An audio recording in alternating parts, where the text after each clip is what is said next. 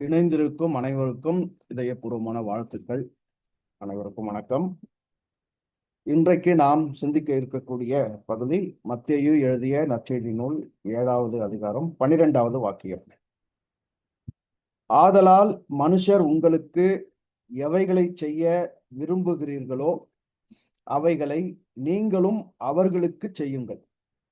இதுவே நியாயப்பிரமாணமும் தீர்க்க தரிசனங்களுமாம்.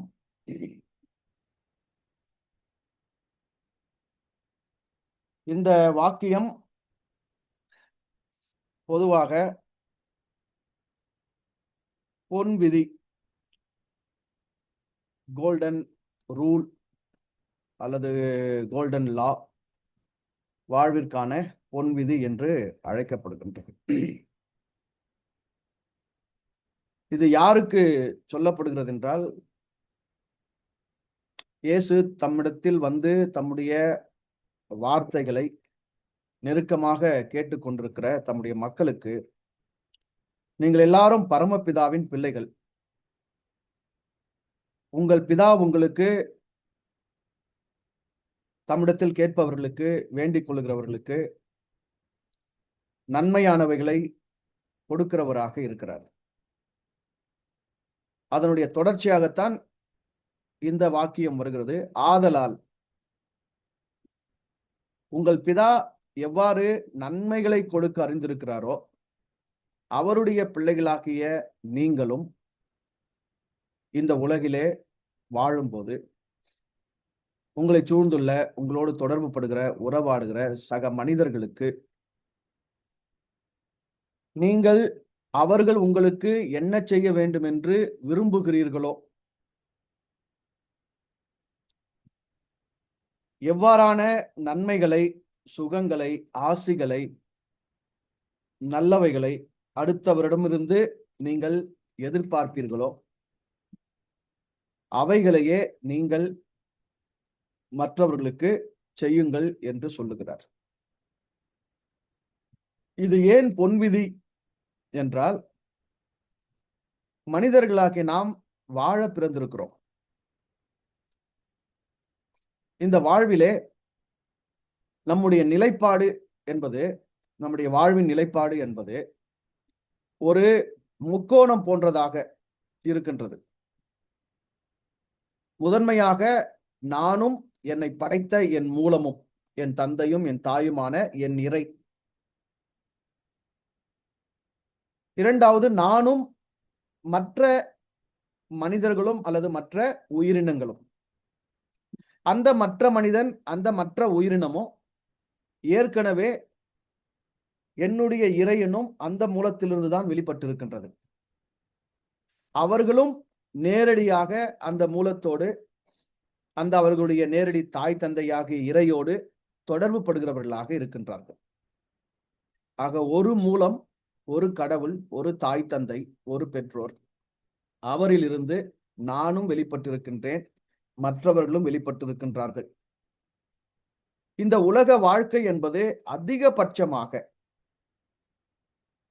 இந்த என்னைப் போலவே இந்த உலகில் வெளிப்பட்டிருக்கின்ற மற்றவர்களோடு எனக்குள்ள உறவைதான் சார்ந்து இருக்கின்றது. வாழ்தல் என்பதே என்னை வாழ்வித்தலோடு, பிற மனிதர்களோடு, மற்றவர்களோடு, பிற உயிரினங்களோடு எனக்கு இருக்கக்கூடிய உறவு நிலையை மையப்படுத்தித்தான் இருக்கின்றது.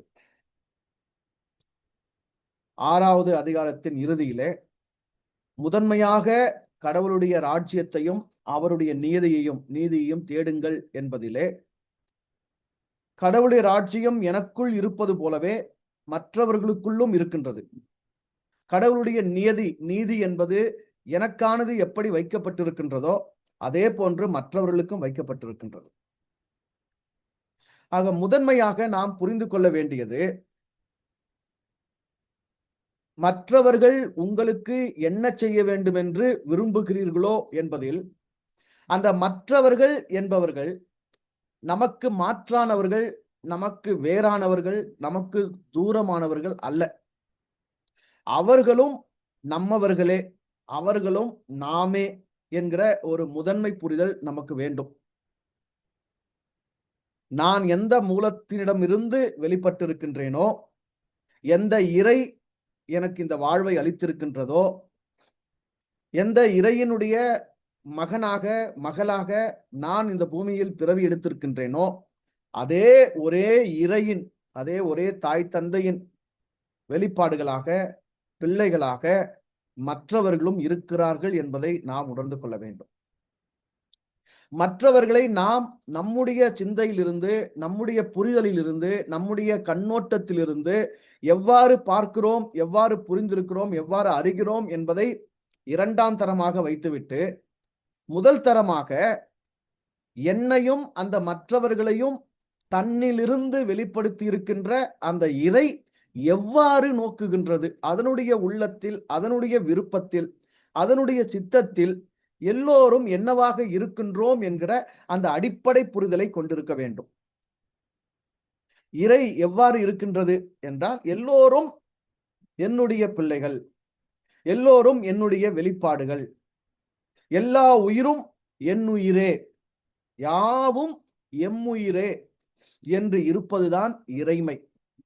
அந்த இறைமைக்கு உயிரின பாகுபாடு, உயிரின வேறுபாடு, உயிரினங்களில் ஏற்றத்தாழ்வு என்று ஏதும் இல்லை. எல்லா உயிர்களும் ஒன்றாகவே இருக்கின்றது. அவ்வாறே எல்லா மனிதர்களும் அவருக்குள் ஒன்றாகவே இருக்கின்றனர். ஏனென்றால் அனைத்திற்குமான மூலம் அவன், அனைத்தையும் பிறப்பித்தவன் அவன், அனைவரையும் வடிவமைப்பு செய்தவன் அவன், அனைவருக்கும் வாழ்வை வழங்கியவன், அருள் செய்தவன் அவன், அனைவரும் வாழ்வதற்கான இயக்கத்தை, ஆற்றலை, உயிர்த்தன்மையை உள்ளிருந்து நிகழ்த்தி கொண்டிருப்பவன் அவன். யாரும் அந்த இறைக்கு அருவருக்கத்தக்கவர்கள் அல்ல. அந்த இறையால் ஒருவரும் அலட்சியம் பண்ணப்படக்கூடியவர்கள் யாரும் இங்கு இல்லை. அனைவருக்குமான இடம் அதனுள் இருக்கிறது. அனைவருக்குமான அன்பை அது கொண்டிருக்கின்றது. அனைவருக்குமான ஆற்றலை அது அளித்துக் கொண்டே இருக்கின்றது.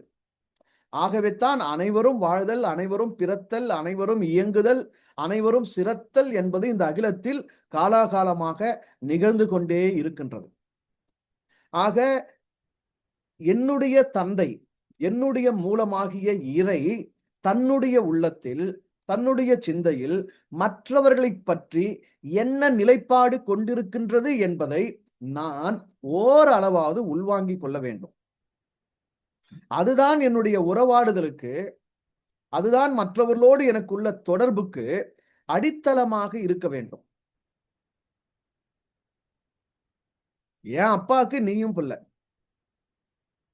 எனக்கு வாழ்வளித்தவன் எவனோ அவன்தான் உனக்கும் வாழ்வளித்திருக்கின்றான். எனக்குள் இருந்து என்னை இயக்கிக் கொண்டிருப்பவன் எவனோ அவன்தான் உனக்குள் இருந்து உன்னையும் இயக்கிக் கொண்டிருக்கின்றான்.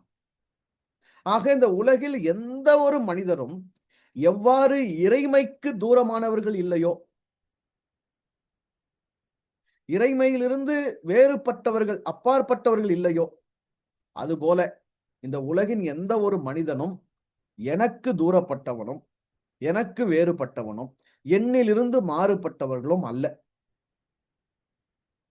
அதனால் மொழியை கொண்டு, இனத்தை கொண்டு, மதம் கொண்டு, சாதி கொண்டு, நிறம் கொண்டு, திறமைகள் கொண்டு,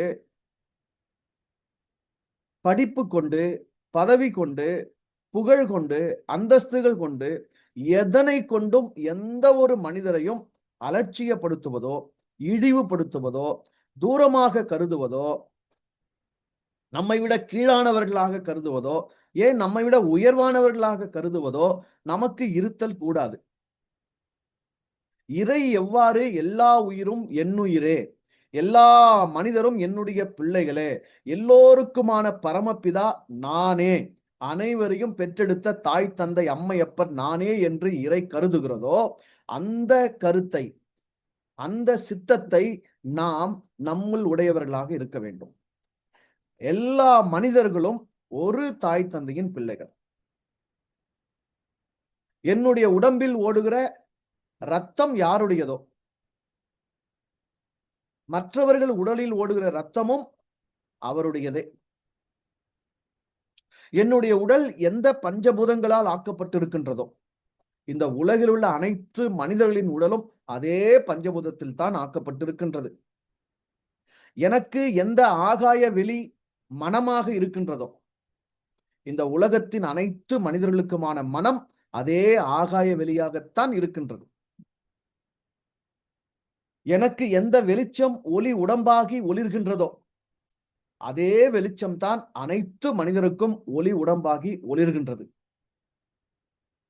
ஆக மனிதர்கள் அனைவரையும் இந்த கண்ணோட்டத்தில், இந்த புரிதலில், இந்த கருதுகோளில் நாம் முதன்மையாக ஏற்றுக்கொள்ள வேண்டும், புரிந்து கொள்ள வேண்டும். அப்பொழுதுதான் அந்த மற்றவர்கள் என்பது, மற்றவர்களை முதன்மையாக நாம் யாராக நினைக்கிறோம், யாராக ஏற்றுக்கொள்ளுகிறோம், யாராக கருதுகிறோம், எதனை வைத்து அவர்களை நாம் மதிக்கிறோம், என்ன நிலையிலான உறவு அவர்களுக்கும் நமக்கும் அமைகிறது என்பதை பொறுத்துதான் நமக்குள்ளாக பரிமாற்றங்கள் நிகழப்போகின்றது. ஆக முதன்மையாக அடித்தளமே மாற்றப்பட வேண்டும். அடித்தளமே மாற்றப்பட வேண்டும். இந்த உறவு, இந்த உலகில் வெளிப்பட்டிருக்கின்ற இந்த உயிர்கள், இந்த மனிதர்கள் இறையால் அமைக்கப்பட்டவர்கள், இறையால் அனுப்பப்பட்டவர்கள். அவர்கள் இன்றைக்கு மனிதர்களாக, சக மனிதர்களாக, என்னுடைய உறவுகளாக என்னோடு இருப்பது இறை சித்தம். இறையின் அனுமதி இல்லாமல், இறையின் விருப்பம் இல்லாமல் எவருடைய இருப்பும் இந்த இகத்தில் இன்றைக்கு இல்லை. அவர்கள் இருக்கிறார்கள் என்றால் அவர்கள் இருக்க வைக்கப்பட்டிருக்கின்றார்கள். அவர்கள் இயங்குகின்றார்கள் என்றால் அவர்கள் இயக்கத்துக்கான ஆற்றல் அவர்களுக்கு அளிக்கப்பட்டு கொண்டிருக்கின்றது. ஆகவே அவர்களுடைய இருப்பு இறைமையின் விருப்பு எனும்போது, அந்த அவர்களுடைய அந்த இருப்பை இறைமையின் விருப்பாக நான் ஒத்துக்கொள்ள வேண்டும். இன்னும் சொல்ல போனால், இறை தன்னை போலவே தன்னிலிருந்து வெளிப்பட்ட படைப்புகளை பார்க்கின்றது. தானாகவே அதனை பார்க்கின்றது. தனையாகவே அவைகளை பார்க்கின்றது. அதாவது தானாகவே தனையாகவே அனைத்தையும் இறை நேசிக்கின்றது. அந்த உள்ளம்தான், அந்த நிலைப்பாடுதான், அந்த புரிதல் தான் அதனுடைய பிள்ளைகளாகிய, அதனுடைய வெளிப்பாடுகளாகிய, அதன் அந்த இறை அளிக்கின்ற நன்மையை அணிந்து கொண்டவர்களாகிய நமக்கு இருக்க வேண்டும். பொல்லாதவர்களாகி நீங்கள் உங்கள் பிள்ளைகளுக்கு நல்ல ஈவுகளை கொடுக்க அறிந்திருக்கும் போது, உங்கள் பரமபிதா தம்மிடத்தில் வேண்டிக் கொள்ளுகிறவர்களுக்கு நன்மையானதை கொடுப்பது அதிக நிச்சயம் அல்லவா என்பதை கடந்த வாரம் நாம் சிந்தித்தோம். அந்த நன்மை இன்னது பரிசுத்த ஆவி, பரிசுத்த ஆன்மா, தூய்மையான உள்ளம். அதாவது இறை தன்னுடைய இல்லத்தை உங்களுக்கும் எனக்கும் உள்ளமாக அளித்திருக்கின்றான். அல்லது இறையினுடைய வாழ்வுதான், இறையினுடைய அந்த வெளிச்சம் தான் நீங்களும் நானும் வெளிச்ச உடம்பாக உள்ளமாக வாழ்வதற்காக அனுமதிக்கப்பட்டிருக்கிறது. அதிலே நான் என்பது முளைப்பதற்கு முன்பதாக, நான் என்ற ஒரு புத்தி, நான் என்ற ஒரு அகங்காரம் 7 வயசுக்கு அப்புறம் நமக்கு முளைச்சிருக்கும். சரியா? இன்னும் முன்னாடி கூட முளைச்சு போகுது சில பேருக்கு. ஆனா அதிகமா புத்தி என்பது ஒரு தெளிவான நிலையில் செயல்படுவது 7 வயசுக்கு அப்புறம் தான். சரியா? அந்த நான் என்கிற அந்த அகங்காரம் நமக்கு முளைப்பதற்கு முன்பதாக அந்த ஆன்மா, அந்த உள்ளம் ஒரு தூய நிலையில் இருக்கின்றது. அதற்குள் கள்ளம் இல்லை, அதற்குள் கபடம் இல்லை, நான் என்கிற அகங்காரம் இல்லை. அது இறை நிலையில் இருக்கின்றது. அது இறை நிலையில் இருக்கின்றது. அந்த குழந்தை நிலையில். இதைத்தான் அந்த தோமா நற்செய்தியில் உள்ள இயேசு 7 நாள் ஆன குழந்தைன்ட்டாரு.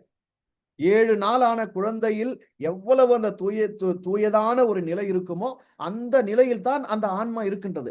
அதுதான் பரிசுத்த ஆன்மா, அதுதான் பரிசுத்த ஆவி. அந்த நிலையைத்தான் எல்லாரும் பெற வேண்டும். அந்த நிலையைத்தான் எல்லாரும் உடையவர்களா இருக்க வேண்டும். அந்த நிலையிலான உள்ளத்தில் இருந்து, அதுதான் நன்மை அடைந்த உள்ளம். நன்மை அடைந்த உள்ளம் என்பது இந்த நானிலத்திலே பணம், பொருள், அந்தஸ்து, புகழ்ச்சி, ஆடம்பரங்கள், வசதிகள் இவைகளை அடைந்த உள்ளம் அல்ல. எந்த உள்ளம் தன்னுடைய அந்த பிறப்புக்கு முந்தியதான அந்த தூய நிலையிலான, அந்த இறை தன்மையிலான, அந்த தெய்வீக நிலையிலான, அந்த தூய ஆன்மா நிலையை உணர்கிறதோ, அடைகிறதோ, பெறுகிறதோ, அனுபவிக்கின்றதோ, அந்த நிலை அனுபவமாகின்றதோ, அதுதான் முழு நன்மை, உள்ளத்திற்கான சரியான நன்மை.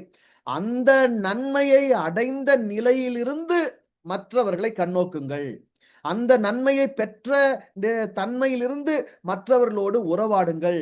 அப்பொழுதுதான் இறை எவ்வாறு யாவும் யாமே, எல்லோரும் என்னவர்களே, எல்லோரும் என்னுடையவர்களே, எல்லாம் என்னுடையதே, எல்லா உயிரும் என்னுயிரே என்று இருக்கின்றதோ, அப்படிப்பட்ட ஒரு மனப்பான்மை அவருடைய பிள்ளைகளாகிய நாமும் உடையவர்களாக இருக்க முடியும். ஏனென்றால் இந்த மனித வாழ்க்கை என்பது இறைக்கு நாம் என்ன செய்கிறோம் என்பதல்ல. இறைக்கு நாம் எதுவும் செய்ய வேண்டியது இல்லை. நாம் செய்ய போகிறதும் இல்லை. நம்மால் செய்ய முடிய போகிறதும் இல்லை. ஏனால் இறை என்பது தேவைகள் அற்றதாக, சேவைகள் அற்றதாக, அனைத்தையும் கடந்ததாக, எல்லாவற்றுக்கும் அப்பாற்பட்ட நிலையில் அது இருக்கின்றது. ஆனால் அந்த இறையினுடைய வெளிப்பாடுகள் இருக்கின்றதே, இவைகள் தான் ஒன்றுக்கொன்று பரஸ்பரம் உதவி கொள்ள வேண்டியதாக இருக்கின்றது. ஒருவரோடு ஒருவர் பரஸ்பரம் உறவாடி கொள்ள வேண்டியதாக இருக்கின்றது. ஒருவரோடு ஒருவர் தங்களுக்குள் இருப்பவைகளை பகிர்ந்து வாழ வேண்டி இருக்கின்றது. காலையில எழுந்தவுடனே கடவுள் மூஞ்சி பார்க்கிறோமா? வீட்டில் இருக்கிற மற்றவர்கள் மூஞ்சி பார்க்கிறோமா நாம? ஒவ்வொரு நாளும் அதிகபட்சமா மற்றவர்களோடு நாம் உறவாடி உரையாடுகின்றோமா? கடவுளோடு உரையாடி உறவாடுகின்றோமா? உண்மையிலேயே நாம் பிற மனிதர்களோடு செலவிடுகிற நேரமும், செலவிடுகிற ஆற்றலும், மற்ற மனிதரோடு பகிர்ந்து கொள்கிற பகிர்ந்தலும் தான் வாழ்வாக இருக்கின்றது. ஆக இந்த வாழ்வின் முதன்மை நிலை என்ன இருக்க வேண்டும்? நான் எத்தனை மனிதர்களோடு தொடர்பு கொண்டாலும், மற்றவர்கள் என்று எவ்வளவு பேர் என்னோடு உறவாடினாலும், அவர்கள் உண்மையிலேயே மற்றவர்கள் அல்ல, அவர்கள் என்னவர்கள், என்னை போன்றவர்கள், என்னுடைய மூலத்திலிருந்து வந்தவர்கள், என் குடும்பத்தை சார்ந்தவர்கள், என் தாய் தந்தைக்கு பிறந்தவர்கள், அவர்கள் என்னுடைய என்னுடைய இரத்தத்துக்கும், என்னுடைய மாம்சத்துக்கும், என்னுடைய உடலுக்கும் தொடர்பானவர்கள், எல்லோரும் எனக்கு உரியவர்கள் என்னும் அந்த அடிப்படை மனப்பான்மைக்கு முதன்மையாக நாம் வர வேண்டும். உலகத்துல இதுதான் இல்ல பாருங்க. உலகத்துல இதுதான் இல்ல. ஏனென்றால் மனிதர்கள் தங்களை எவ்வளவு பிரித்து கொள்ள முடியுமோ, பிரித்து கொண்டது மட்டுமல்ல, இந்த பிரிவுகளுக்குள் எவ்வளவு பகைத்து கொள்ள முடியுமோ, பகைத்து கொண்டது மட்டுமல்ல, இந்த இந்த இந்த இந்த பகைகளுக்குள் எவ்வளவு பழி தீர்த்து கொள்ள முடியுமோ, பழி தீர்த்துக் கொள்வது மட்டுமல்ல, இந்த பழி தீர்த்தல் வழியாக எவ்வளவு ஒருவரை ஒருவர் பாழாக்க முடியுமோ, பாழாக்குவது மட்டுமல்ல, எப்படி ஒருவரை ஒருவர் இந்த பூமியில் இராதபடி துடைத்து போட முடியுமோ, அவ்வளவும் தீவிரமாக செயல்பட்டு வருகின்றார்கள். நிற அடிப்படையில், இன அடிப்படையில், மொழி அடிப்படையில், சாதி அடிப்படையில், மத அடிப்படையில், நம்பிக்கைகள் அடிப்படையில், சடங்குகள் அடிப்படையில் காலந்தோறும் பிரிவினைகள் பெருகிக் கொண்டே இருக்கின்றது, வளர்ந்து கொண்டே இருக்கின்றது. இதில் யார் உலகத்தின் அனைத்து மனிதர்களையும், மனிதர்கள் அனைவரையும் தன் குடும்பமாக, தன் உறவாக, தன் இரத்தமாக, தன் உயிராக, தன்னுள் ஒன்றாக, தன்னில் ஒருவராக காணும் நிலை யாருக்கு வருகிறது? இறை நிலையில், தூய நிலையில், தூய ஆன்மாவை கொண்டவர்கள் எவர்களோ, பரிசுத்த ஆவியை பெற்றவர்கள் எவர்களோ, அவர்களுக்கு மட்டும்தான் அந்த உணர்வு பெறுகிறது. எல்லோரும் என்னை போன்றவர்கள், எல்லோரும் என்னுடையவர்கள், எல்லோரும் என் குடும்பத்தை சார்ந்தவர்கள், உலகோர் யாவரும் என் உறவுகளே என்கிற அந்த மனநிலை, அந்த மனப்பான்மை, அதுதான் தூய ஆன்மாவை பெற்றதற்கான அடையாளம். இதைத்தான் கிறிஸ்தவத்திலே பைபிள்ல பரிசுத்த ஆவி என்று எழுதிவிட்டார்கள். அது உண்மையிலேயே பரிசுத்த ஆன்மா. பரிசுத்த ஆன்மாவை பெற்றவர்களுடைய, பரிசுத்த ஆன்மாவை தங்களுக்குள் கண்டு கொண்டவர்களுடைய, தங்களில் இருந்து அதனை பெற்றுக் கொண்டவர்களுடைய நிலைப்பாடு என்ன? உலகின் அனைத்து மனிதர்களும் என்னுடைய உறவுகளே என்கிற நிலைப்பாடுதான். அதனை அடைந்தவர்கள் தான் யான் பெற்ற இன்பம் பெருக இவ்வையகம் என்றார்கள். ஏனென்றால் இந்த வையகம் என்பது என்னுடைய வீடு. இந்த வையம் என்பது என்னுடைய வீடு. இந்த வையத்தோர் என்பவர்கள் என்னுடைய குடும்பத்தினர். இதைத்தான் தாயுமானவர் எல்லோரும் இன்புற்றிருக்க நினைப்பதுவே அல்லாமல், எல்லோரும் இன்புற்றிருக்க நினைப்பதுவே அல்லாமல் வேறேதும் யான் அறியேன் பராபரமே. வேற ஒன்னும் எனக்கு தெரியாது கடவுளே, வேற ஒன்னும் எனக்கு தெரியாது. எனக்கு ஒன்னே ஒன்றுதான் தெரியும், எல்லோரும் இன்பமாக இருக்க வேண்டும். எல்லோரும் இன்பமாக இருக்க வேண்டும். ஒரு ஒரு பரிசுத்த ஆன்மா ஒருவரில் முளைத்து விட்டது. அவர் தன்னுடைய ஆதி நிலையான அந்த குழந்தை தன்மையில் ஒளிர்கிறார் என்பதின் அடையாளமே, கிறிஸ்தவத்துல சொல்றபடி பரிசுத்த ஆவியை ஒருவர் பெற்றுக்கொண்டார் என்பதற்கு அடையாளம் அந்நியத்தை அகற்றி விடுவது. இல்லையா? ஆனா இங்க என்ன நடந்துட்டு இருக்குன்னா, பரிசுத்த ஆவியை பெற்றுக்கொண்டதற்கு அடையாளம் அந்நிய பாஷைகளை பேசுவது. அது கூட ஒரு வகையில சரிதான். ஏன் பரிசுத்த ஆவியை பெற்றதற்கான அடையாளமா அந்நிய பாஷைகளை பேசணும்? அப்ப அடுத்தவருடைய மொழியை நான் பேசும்போது, அந்த அடுத்தவர் எனக்கு அந்நியர் அல்ல என்கிற அந்த அந்நியம் அகன்று போகிறது. அதன உணர்த்துறது தான் அந்த அடையாளம். அதன உணர்த்துறது தான் அந்த செயல். ஆனா இங்க என்ன ஆயிடுச்சு? கக்கக்கா, புக்கக்கா, கக்கக்கா, லப, லப, ரபா அப்படின்னு வெறும் வாய்ச்சொல்ல கத்த ஆரம்பிச்சுட்டாங்களே தவிர, அதனுடைய உள்நோக்கு என்ன? உட்கருத்து என்ன? உண்மையிலேயே என்ன உள்ளத்தில் நிகழ வேண்டுமோ, அது இன்று வரை நிகழ்ந்த பாடு இல்லை. நீ வேறு, நான் வேறு. நீ வேறு இனம், நான் வேறு இனம். நீ வேறு சாதி, நான் வேறு சாதி. நான் பரிசுத்த சாதி, நீ புறஜாதி. நான் நல்லவன், நீ கெட்டவன். நான் சரியானவன், நீ தவறானவன். நான் நீதியானவன், நீ அநீதியானவன். நான் இறைமைக்கு நெருக்கமானவன், நீ இறைமைக்கு தூரமானவன் என்கிற நிலையில் இருந்த அந்த அந்நியம் அகன்று, நாம் அனைவரும் ஒரு இரத்தமானவர்கள், ஒரு உடலானவர்கள், ஒரு தாய் தந்தையின் பிள்ளைகள், ஒரு குடும்பமானவர்கள். நாம் எல்லாரும் ஒரு மூலத்தினுடைய வெளிப்பாடுகள் என்கிற அந்த இணைப்பு, அந்த உறவு, இந்த உறவு உயிரால் உருவாக்கப்படுவது. பொதுவா உறவு என்பது ரத்த சம்பந்தம்னு சொல்றோம். நாம யாருக்கு பிறக்கிறோம்? நாம பிறக்கும்போது நம்ம கூட யார் பிறக்குறாங்க? நம்மள பெத்தவங்க கூட யாரெல்லாம் பிறந்தாங்க? நாம யார வந்து இணையா, துணையா, வாழ்க்கை துணையா ஏற்றுக்கொள்கிறோம்? அவங்க கூட பிறந்தவங்க. இந்த அளவில் தான் உறவுகள் வந்து அமைகின்றது. ஆனால் உண்மையிலேயே உறவு இறை என்னும் உயிரால் அமைக்கப்படுகிறது. அந்த உயிர் எவ்வாறு அமைக்கிறது? உலகோர் அனைவரையும் உறவாகத்தான் அந்த உயிர் அமைத்திருக்கின்றது. ஆனால் உயிர் வழியாக உறவுகள் அறியப்படுகிறது இல்லை. நம்முடைய பெற்றோர், நம்முடைய குடும்பம் என்ன சாதி, என்ன மதம், யாரை உறவுகளாக காட்டிக் கொடுத்தார்களோ, அவைகள் தான் உறவுகள் என்று அந்த மட்டத்திலேயே மனிதர்கள் நின்று விடுகிறார்கள். அவைகளை கடப்பதில்லை. ஆகவே இந்த உலகில் அந்நியப்படுத்துதலிலேயே மனித மனம், மனித அகம் அசுத்தப்பட்டிருக்கின்றது. பலரை அது அந்நியமாக கருதுகின்றது. பெரும்பான்மையான மக்களை தீட்டு என்று கருதுகின்றது. ஆகாதவர்கள் என்று ஒதுக்குகின்றது. தன்னுடைய தன்னுடைய அகத்தை விரிவாக்கம் செய்வதற்கு பதிலாக தன்னுடைய அகத்தை அது சுணக்கமாக்கிக் கொண்டே இருக்கின்றது, சுருக்கமாக்கிக் கொண்டே இருக்கின்றது. பரந்த நிலையில் அது தன்னுடைய அகத்தை வைத்துக் கொண்டு இருப்பதே இல்லை. ஆகவே தான் அந்த பரிசுத்த ஆன்மா வரும்போது அந்த அந்நியம் அகன்று போகிறது. அந்த அந்நியம் அழிக்கப்படுகிறது. அது விலகுகிறது. அந்நியம் அகன்று அனைவரும் என்னுடையவர்களே, அனைவரும் என்னவர்களே, அனைவரும் என் உயிர் போன்றவர்களே. எனக்கு எது உயிராய் இருக்கின்றதோ, அதுவே தான் அவர்களுக்கும் உயிராக இருக்கின்றது என்கின்ற ஒரு இணக்கம் ஒன்று ஏற்படுகின்றது.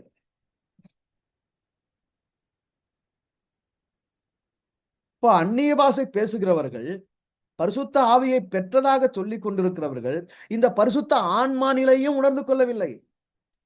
அந்த அந்நிய மொழியை பேசுவதின் வழியாக அடுத்தவரோடு எனக்கு இருந்த அந்த அந்நியத்தன்மை விலகி நான் அவர்களோடு ஒன்றாக்கப்படுகிறேன் என்கிற உணர்வு நிலையும் பெருகவில்லை. இன்னும் சொல்ல போனா இன்னும் அந்நியமாகுதல் தான் அதிகமாகுது. அதுவும் எப்படி ஆயிடுது? இதுவே ஒரு பிரிவினை ஆயிடுது. நான் பரிசுத்தாவியை பெற்றவன், நீ பரிசுத்தாவியை பெறாதவன். நீ ரட்சிக்கப்பட்டிருக்கலாம். நீ இயேசுவை ஏற்றுக்கொண்டிருக்கலாம். ஆனா என்ன போல நீ ஆவியை பெறாதனால நீ வந்து இன்னும் வந்து எனக்கு தூரமானவன் தான். நீ வேறானவன் தான். அதனால தான் பாருங்க, இந்த இந்த கிறிஸ்தவ சபைகள கூட பாருங்க, ஆவிக்குரிய சபைகள் வேற. சபைகள் வேற. சபைகள்ன்றது சாதாரணமானது. சரியா? ஆவிக்குரிய சபைகள் வேற. ஏன்னா, ஆவிக்குரிய சபைகள் என்ன பண்ணுவாங்க? அவங்க அந்நிய பாஷைய பேசுவாங்க. ஏன் பாஷை வரும்? மொழி வரத்த ஏன் கடவுள் குடுக்கணும்? மொழி வரத்த ஏன் குடுக்கணும்? எந்த கருத்துக்களை பகிர்வதற்காக அருளப்பட்ட எந்த சாதனம் உன்னையும் பிற மனிதனையும் பிரித்ததோ, அந்த சாதனத்தின் வழியாகவே நீ மீண்டும் இணைக்கப்படு. ஒன்றாகு. அந்நியத்தை அகற்றிக்கொள். இப்போ வளர்ச்சி மனித ஆன்மா, மனிதன் தன் உள்ளத்தில் உயர்நிலையை அடைகிறான். அவன் ஈடேறுகிறான், அவன் முதிர்ச்சி பெறுகிறான், அவன் முக்தியை நோக்கி வளருகிறான் என்பதற்கான அடையாளமே என்ன? அந்நியங்கள் அவனுக்கு அகன்று போய்க்கொண்டே இருக்க வேண்டும்.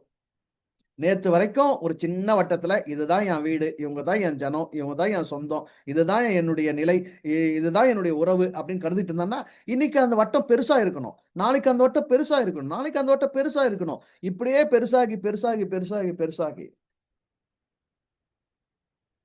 இந்த அப்போஸ்தலர் நடபடிகள் எழுதியிருப்பாங்கல்ல, பரிசுத்த ஆவி உங்களிடத்தில் வரும்போது நீங்கள் பெலன் அடைவீர்கள்.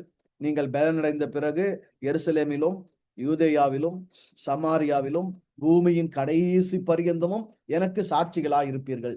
என்ன என்ன என்ன உணர்த்த வருது? அந்த கருத்து என்ன உணர்த்த வருது? பரிசுத்த ஆன்மாவை பெறும்போது எருசலேமை மட்டும் புனிதம்னு நினைச்சு நிக்கிற நீங்க, யூதேயா முழுசையும் புனிதம்னு நினைப்பீங்க, கருதுவீங்க. அந்த புரிதலுக்கு வந்துருவீங்க. அடுத்து சமாரியாவை தீட்டு அசுத்தம்னு சொல்லி நிற்கிறீங்களே, அந்த சமாரியாவுக்குள்ள நீங்க புனிதத்தை பார்ப்பீங்க. அதையும் நீங்க உள்வாங்கிக் கொள்வீங்க, உள்ளெடுத்துக் கொள்வீங்க. அந்த அந்நியம் உங்களுக்கு அகன்று போயிடும்.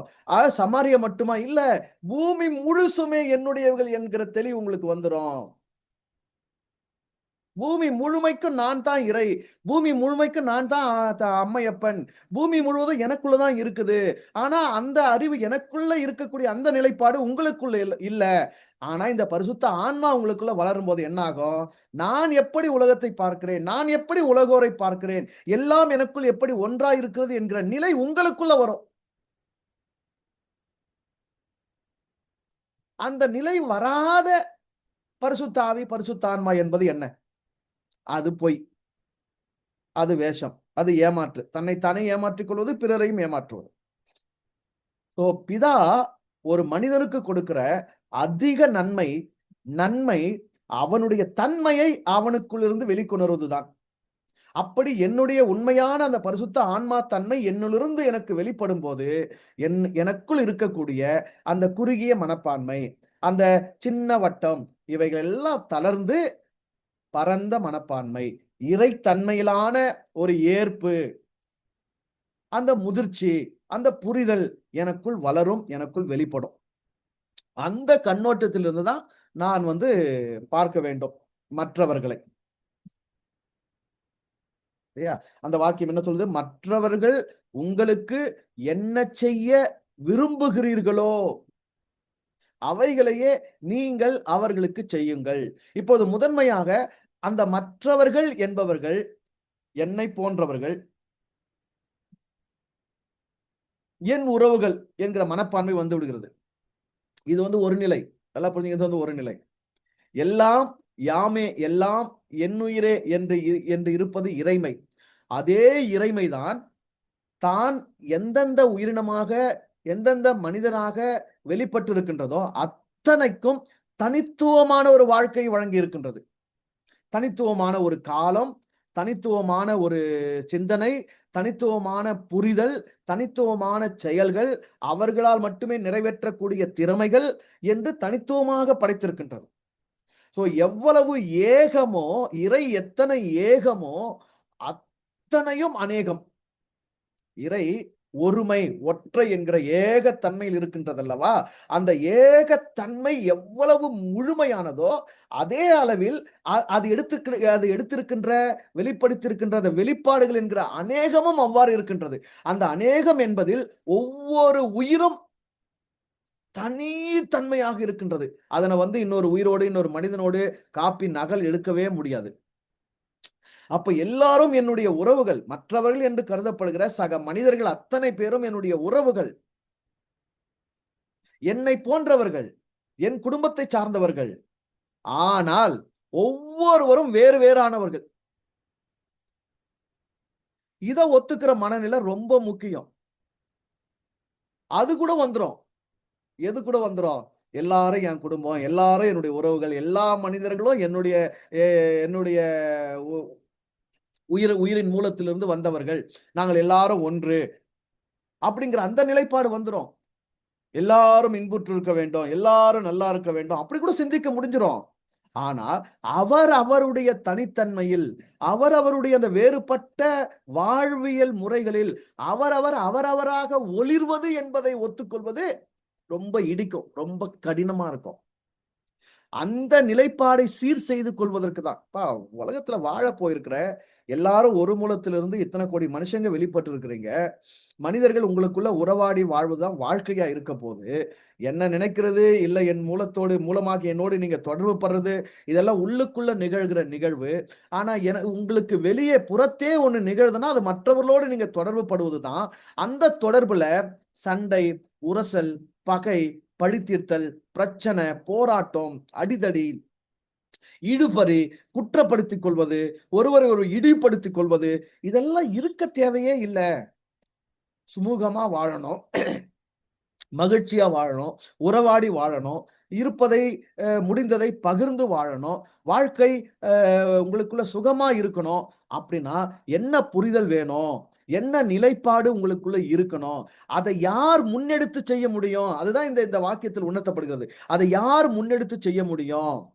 இப்போ மற்றவர்கள் அவருடைய நிலைப்பாட்டில், அவரவருடைய தன்மையில், அவரவருடைய வெளிச்சத்தில், அவரவராகத்தான் ஒளிர்வதற்கு, வாழ்வதற்கு வந்திருக்கிறார்கள் என்பதை அவர்கள் என்னுடையவர்கள் என்பதை ஒத்துக்கொள்ளுகிற அந்த நாணயத்தினுடைய ஒரு பக்கம் போல, மறுபக்கமாக எதை நான் ஒத்துக்கொள்ள வேண்டும்? அவர்கள் அவர்களாகத்தான் இருப்பார்கள் என்கிற அந்த நாணயத்தினுடைய அடுத்த பக்கம் என்கிற நிலையை ஒத்துக்கொண்டால் தான், மற்றவரை நான் ஒத்துக்கொண்டதின் முழுமை நிறைவு பெறுகிறது.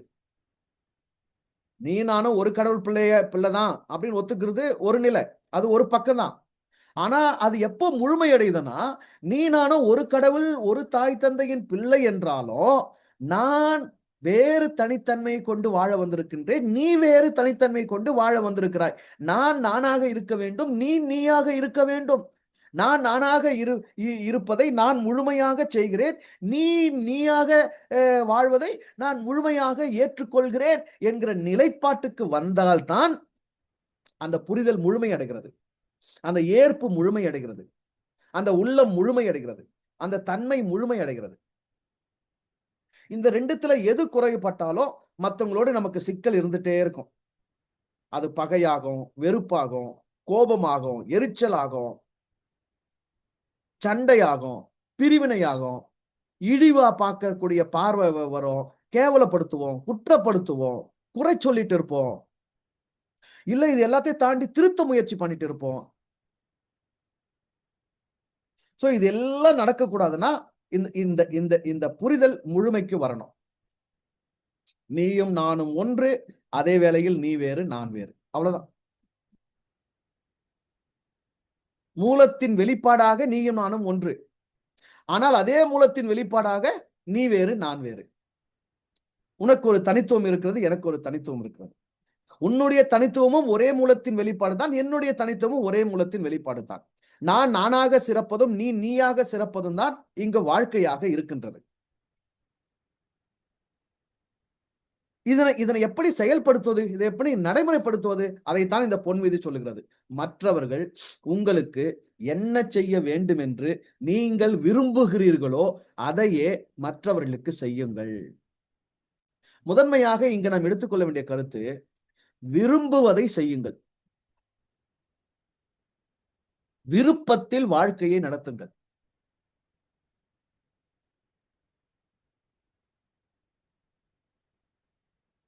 எனக்கே முதன்மையாக நான் விரும்புகிறதை எனக்கு கொடுத்துக் கொள்ளக்கூடியவனாக இருக்க வேண்டும். நான் வெறுக்கிறதை, எனக்கு பிடிக்காததை, நான் விரும்பாததை எனக்கே நான் செய்து கொண்டு இருக்கக்கூடாது. நான் அடுத்தவரை எப்படி நடத்துகிறேன்? அடுத்தவருக்கு நான் என்னவாக இருக்கின்றேன்? அடுத்தவருக்கு நான் எதனை கொடுக்கின்றேன் என்பதற்கு முன்பதானது, எனக்கு நான் என்ன கொடுக்கின்றேன்? என்னை நான் எப்படி நடத்துகின்றேன்? என்னை நான் எப்படி பார்க்கின்றேன்? என்னை நான் எப்படி மதிக்கின்றேன்? எனக்கு நான் என்ன செய்து கொள்கின்றேன்? என் விருப்பத்தை நான் எவ்வளவு மதிக்கின்றேன்? வாழ்க்கை என்பதே என் விருப்பத்திலானது, என் விருப்பத்திற்கானது. விருப்பம் என்கின்ற ஒன்று இல்லை என்றால், நான் என்பது இல்லை. எனக்கு வாழ்க்கை என்பது இல்லை. விருப்பத்தில் வாழாத எந்த ஒருவனும் தன்னைத்தானே தற்கொலை செய்து கொண்டவனே, சுய அழிப்பு செய்கிறவனே. ஆக என்னுடைய விருப்பத்தில் என்னுடைய வாழ்க்கையை நான் வாழ வேண்டும். எனக்கு என்று நான் எவ்வாறு கருதுகிறேனோ, எனக்கு நன்மை என்று எதனையெல்லாம் நான் நினைக்கின்றேனோ, என்னை அடுத்தவர் எப்படி மதிக்க வேண்டும், மரியாதை செய்ய வேண்டும், என்னோட அவங்க போட்டி போடக்கூடாது, என் மேல அவங்க பொறாமைப்படக்கூடாது, என் மேல அவங்க எரிச்சல் படக்கூடாது, என்னுடைய குற்றங்கள, குறைகள பெருசுபடுத்தக்கூடாது. ரொம்ப முக்கியமா என்ன நினைப்பேன் நானு, இத சாதாரணமா கூட எடுத்துன்னு இருக்கலாம். இது ஒரு சின்ன பிரச்சனை தான். இது ஒரு சின்ன தப்பு தான். சின்ன குறை தான். இத போய் ஏன் இப்படி பெருசுபடுத்துறாங்க? அப்படிதான் யோசிப்பேன். நான் தவறு செய்து விட்டால், நான் எப்படி யோசிப்பேன் என்ன பற்றி? இத நான் பெரிதுபடுத்தாம விட்டுருக்கலாம்னு நெனைப்பேன். இது ஒண்ணும் அவ்வளவு பெருசு இல்ல. இத மன்னிச்சிருக்கலாம்னு நெனைப்பேன். இப்ப மற்றவர்கள் எனக்கு என்ன செய்ய என்னை நான் எப்படி விரும்புகிறேன்? என்னை நான் எப்படி மதிக்கின்றேன்? எனக்கு என்னவெல்லாம் கிடைக்க வேண்டும், நடக்க வேண்டும் என்று நான் எதிர்பார்க்கின்றேன். அவை அனைத்திற்கும் அடுத்தவர் எவரும் தகுதியானவரே. அவைகள் அனைத்திற்கும் அடுத்தவர் எவரும் உரிமையானவரே.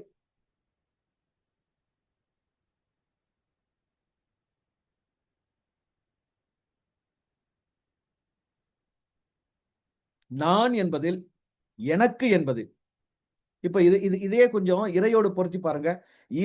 இறை என்னும் அந்த நான் என்பதில் எதுவெல்லாம் யாரெல்லாம் அடக்கம்? ஒட்டுமொத்த பிரபஞ்சமும் அடக்கம்.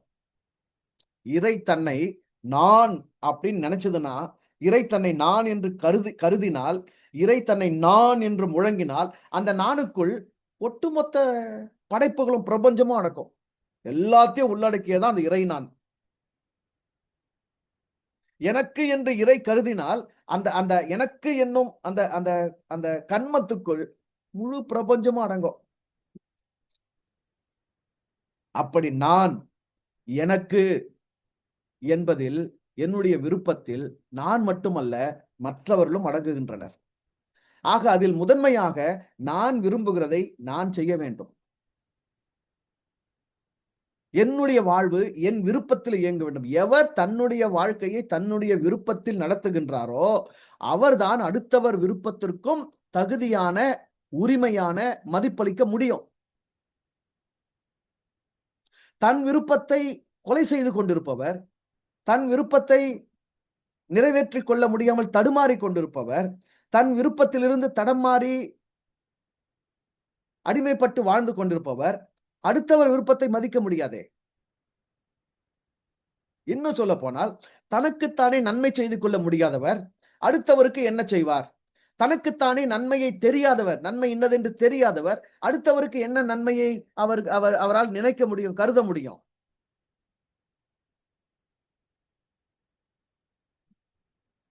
இப்ப மற்றவர்கள் உங்களுக்கு என்ன செய்ய வேண்டும் என்று விரும்புகிறீர்களோ, மற்றவர்கள் எனக்கு என்ன செய்ய வேண்டும் என்று நான் சரியாக விரும்ப வேண்டுமானால், முதன்மையாக நான் எனக்கு என்ன செய்து கொள்ள வேண்டும் என்கிற விருப்பம் சரிப்பட்டு இருக்க வேண்டும் என்கிறேன்.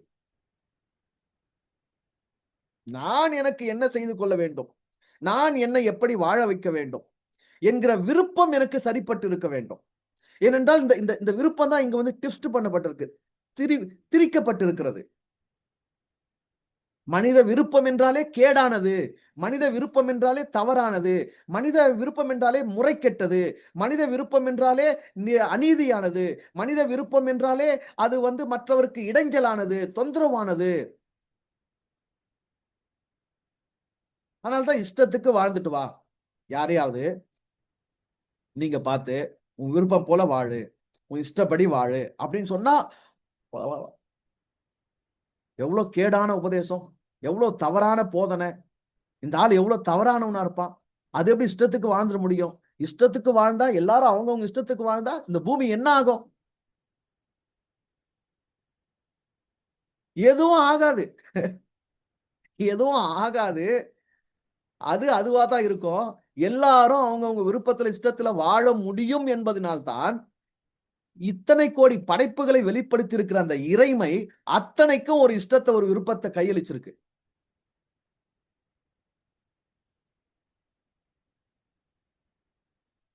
மனித மனம் எப்பொழுது எழுத்துக்களால், மதங்களால், நம்பிக்கைகளால் தூண்டில் போட்டு இழுக்கப்பட்டு, அல்லது வலையில் அது வலையில் அது இழுக்கப்பட்டு, அடிமைப்படுத்தப்பட்டதோ, அடிமைச் சங்கிலிகளால் அந்த மனம் எப்பொழுது கட்டுவிக்கப்பட்டதோ, அதன் பிறகுதான் மனிதனுடைய விருப்பம் என்பது கேடானதாக மாறியது. இயல்பு நிலையில் ஒரு உயிரினமாக இயல்பு நிலையில் எந்த மனித விருப்பமும் அடுத்தவருக்கு இடைஞ்சலானதாக இருக்கவே முடியாது. எந்த மனித மகிழ்வும், எந்த மனித மனதின் கொண்டாட்டமும் அடுத்தவருக்கு இடைஞ்சலாக, தொந்தரவாக, தீங்காக இருக்கவே முடியாது.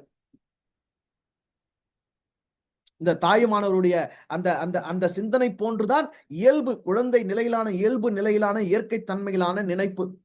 எல்லோரும் இன்புற்றிருக்க வேண்டும் என்பதே அல்லாமல் வேறொன்றும் யாம் அறியோம் பராபரமே.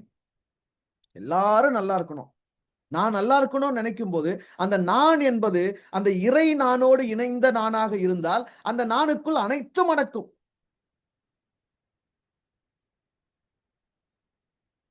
நான் தான் அடிக்கடி சொல்லுவேன். இறைவா நல்லா இரு, சந்தோஷமா இரு. இறைவா நல்லா இரு, சந்தோஷமா இரு. இது எனக்கு பழக்கப்படுத்திக்கிட்டேன். இப்ப அது த த என்ன ஆயிடுச்சு, அது ஒரு அனிச்சை செயல் மாரி ஆயிப்போச்சு. இறைவா நல்லா இரு, சந்தோஷமா இரு. ஏன்னா உனக்குள்ள தான் நாங்கலாம் இருக்கிறோம். நீ நல்லா இருந்தா, நீ சந்தோஷமா இருந்தா, நாங்கலாம் நல்லா இருக்க போறோம். நாங்க எல்லாம் சந்தோஷமா இருக்க போறோம். இதுல தனித்தனியா கேட்கறதுக்கு எதுவுமே இல்ல. அதனால நீ நல்லா இரு, நீ சந்தோஷமா இரு. நீ என்னும் அந்த நானுக்குள் தான் நாங்கள் அனைவரும் எங்களை நான், நான் என்று சொல்லிக் கொண்டிருக்கிறோம். அப்ப உலகத்துல இருக்கிற எல்லா நானும் நல்லா இருக்கணும்னா, அந்த ஒட்டுமொத்த நானும் உண்மையிலேயே ஒரிஜினல் நான் யாரோ, நீ நல்லா இருந்துக்கோ. நீ சந்தோஷமா இருந்துக்கோ.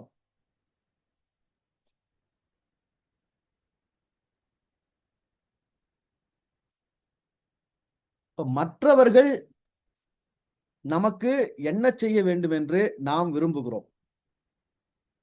அந்த விருப்பம்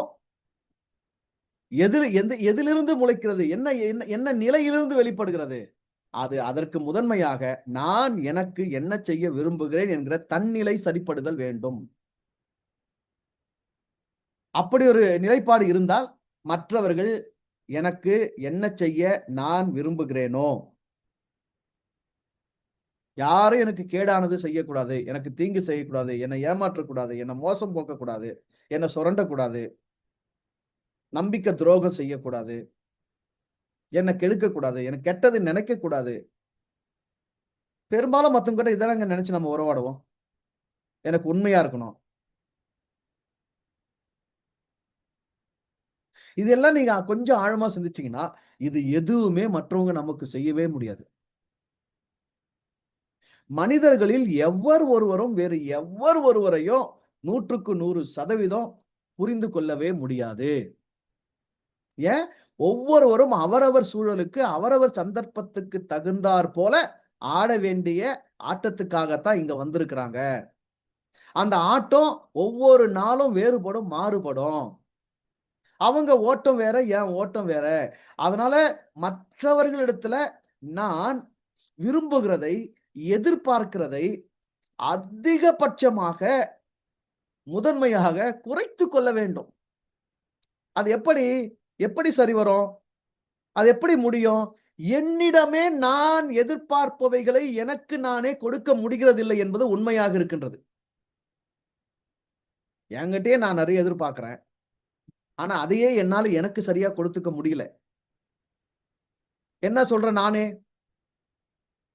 ஒரு முறை நான் முடிவு பண்ணிட்டேன், என் பேச்ச நானே கேட்கறதில்ல அப்டின்னுவோம்ல. அந்த மாரி பல நேரங்கள்ல நாம நம்முடைய பேச்ச நாமளே கேட்கறதில்ல. நாம ஒத்துக்கிட்ட, நாம தீர்மானம் செஞ்சுக்கிட்ட செயல்கள நாமே செஞ்சுக்கிறதில்ல. அதுக்கு காரணம் என்னன்னு சொல்றோம் நாம? சூழ்நிலை அப்படி ஆயிடுச்சு. சந்தர்ப்பம் அப்படி ஆயிடுச்சு. தேவை வந்து முன்ன அப்படி இருந்தது. இப்ப இப்படி மாறிடுச்சு. மனநிலை அப்ப அப்படி இருக்கும்போது அப்படி நெனச்சேன். இப்ப இப்படி மாறிக்கிட்டேன். அப்போ சூழலும், சந்தர்ப்பமும், வாழ்வியல் அந்த போக்கும் நமக்கு எவ்வாறு அமைகிறதோ, அதற்கு ஏற்றார் போல நமக்கு நாம் எடுத்துக்கொள்கிற முடிவை கூட நாம் திருத்திக் கொண்டு, அந்த போக்குகளை நாம் மாற்றிக்கொண்டு தான் பயணிக்கிறோம். அப்ப அடுத்தவங்க எப்படி இருப்பாங்க? அவங்களும் அப்படித்தானே இருப்பாங்க. அவங்க சூழல், அவங்க சந்தர்ப்பம், அவங்க வாழ்வியல் போக்கு, அவங்க அதுக்கு தகுந்தாற் போல போவதற்கு, ஏற்கனவே எடுத்த முடிவுகள மாத்திக்கிறதோ, திருத்திக்கிறதோ, இல்ல கைவிட்டுறதோ, அதுவும் அவங்களுக்குள்ள நிகழும் தானே!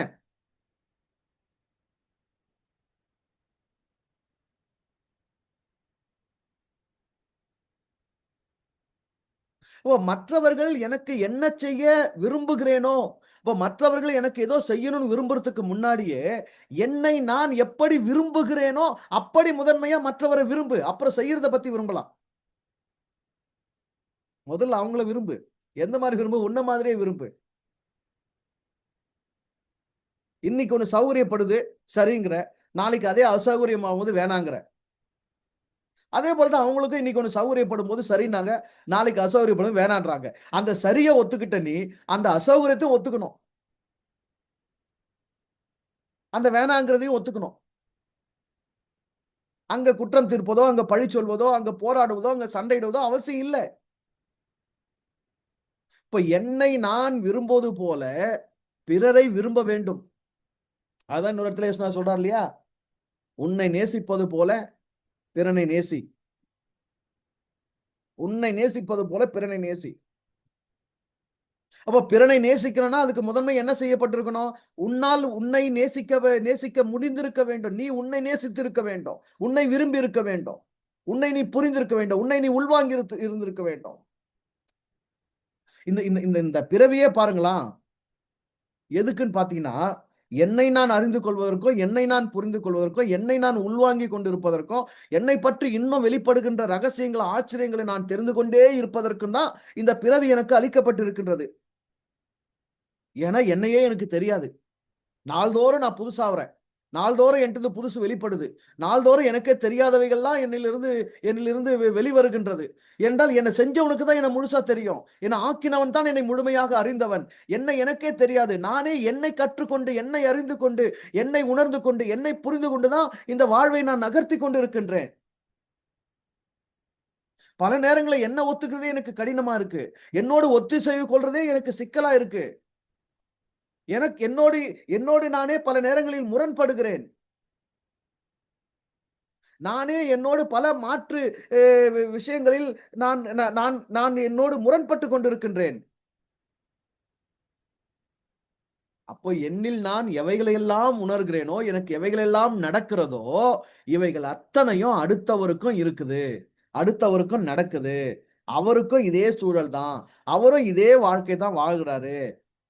அவரும் அவருடைய தனித்தன்மையை இந்த உலகத்துல வெளிப்படுத்த இப்படிதான் செயல்பட்டு கொண்டிருக்கிறாரு. இந்த இந்த நடைமுறை சிக்கல்லாம் இருக்குது. அப்படிங்கிற ஒரு தெளிவு வேணுமே. மற்றவங்களோடு உறவாடுறதுக்கு முன்னாடி. இல்லன்னா என்ன ஆகும்? நசுக்குதல், ஒடுக்குதல், கட்டாயப்படுத்துதல், போராடுதல், அழுத்தம் கொடுத்தல். இவைகள்லாம் அதிகமாயிடும். அப்புறம் உறவு உறவா இருக்காது. ஏனென்றால் உறவு என்பதே உயிரால் அமைவது. அந்த உறவு உரிமை தன்மையிலானது. உடைமை மனோபாவத்தால் ஆவதல்ல. உரிமையோடு உறவாட வேண்டும். ஒருவரோடு ஒருவர் உரிமையோடு உறவாட வேண்டும். உடைமை உடைமை ஆதிக்கம் செலுத்தக்கூடாது. நீ என்னுடைய உடைமை, நான் உன்னுடைய உடைமை. என் இஷ்டம் போல உன்னை பாவிப்பேன். உன் இஷ்டம் போல என்ன நீ பாவிக்கலாம். அப்படிங்கிற பத்திரம்லாம் எழுதி குடுத்துக்க முடியாது. அவருடைய சுதந்திரமும் காக்கப்பட வேண்டும். என்னுடைய சுதந்திரமும் காக்கப்பட வேண்டும்.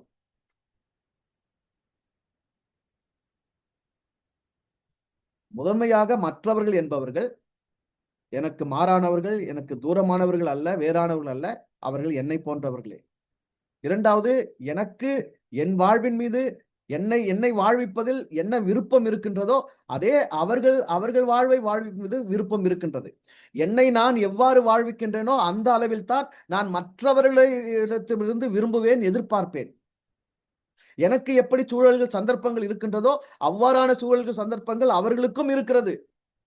ஆக புரிதல் புரிதல் மட்டும் தான் அடுத்தவரோடு சுமூகமான புழக்கத்துக்கு உதவும். புரிதல் குறைந்தால் இந்த புழக்கம், இந்த உறவு சுமூகமா இருக்கவே முடியாது.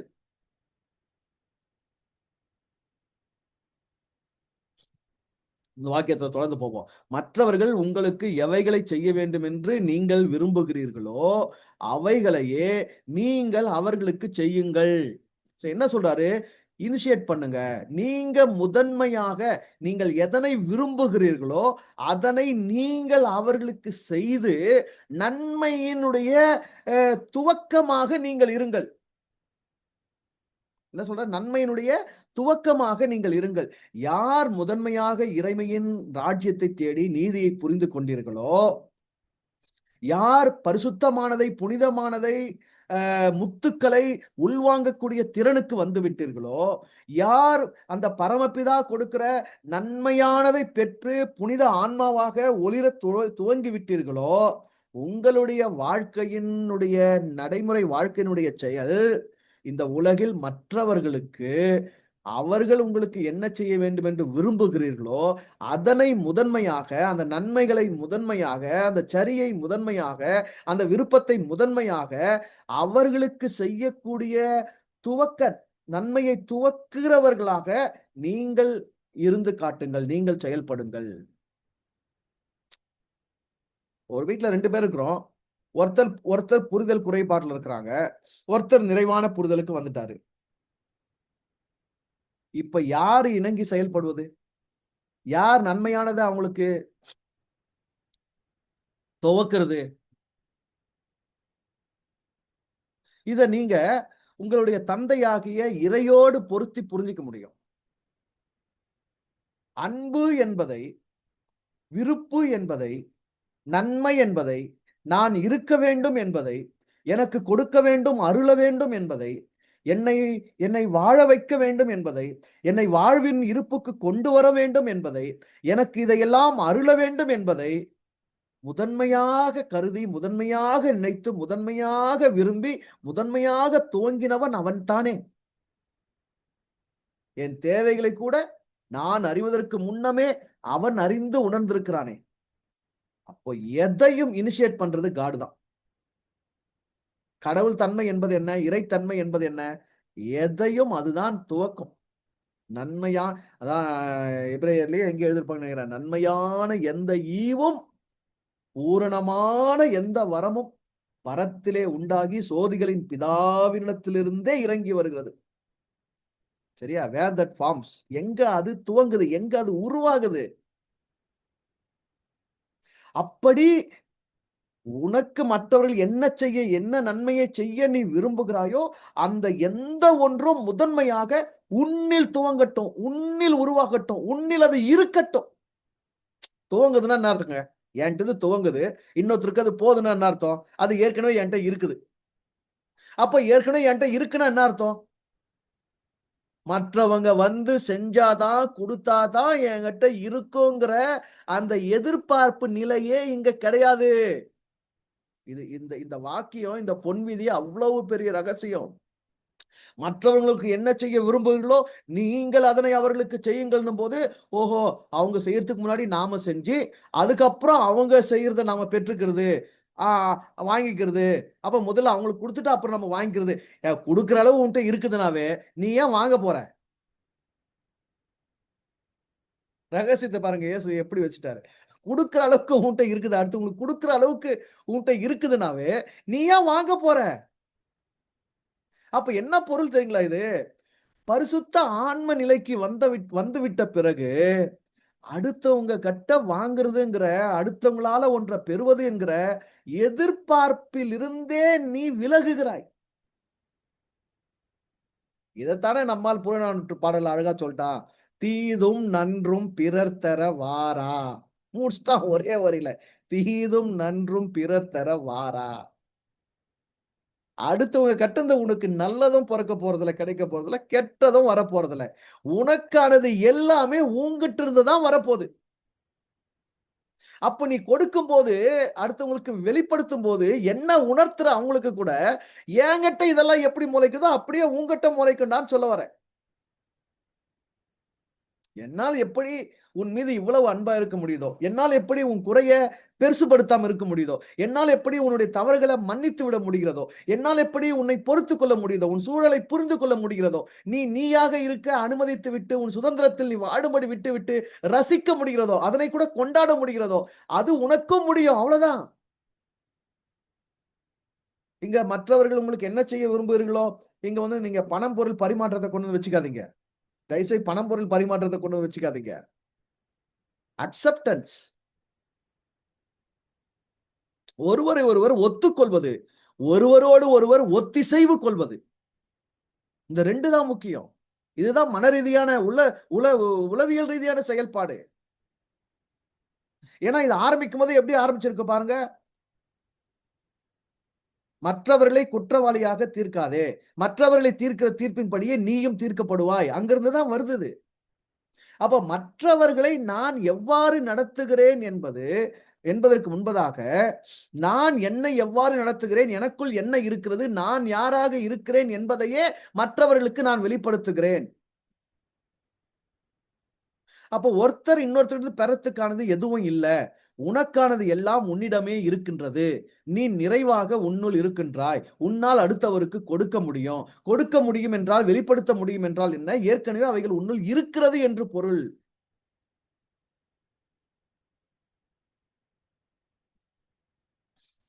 மற்றவர்கள் உங்களுக்கு என்ன செய்ய வேண்டும் என்று விரும்புகிறீர்களோ, அவைகளையே நீங்கள் அவர்களுக்கு செய்யுங்கள்.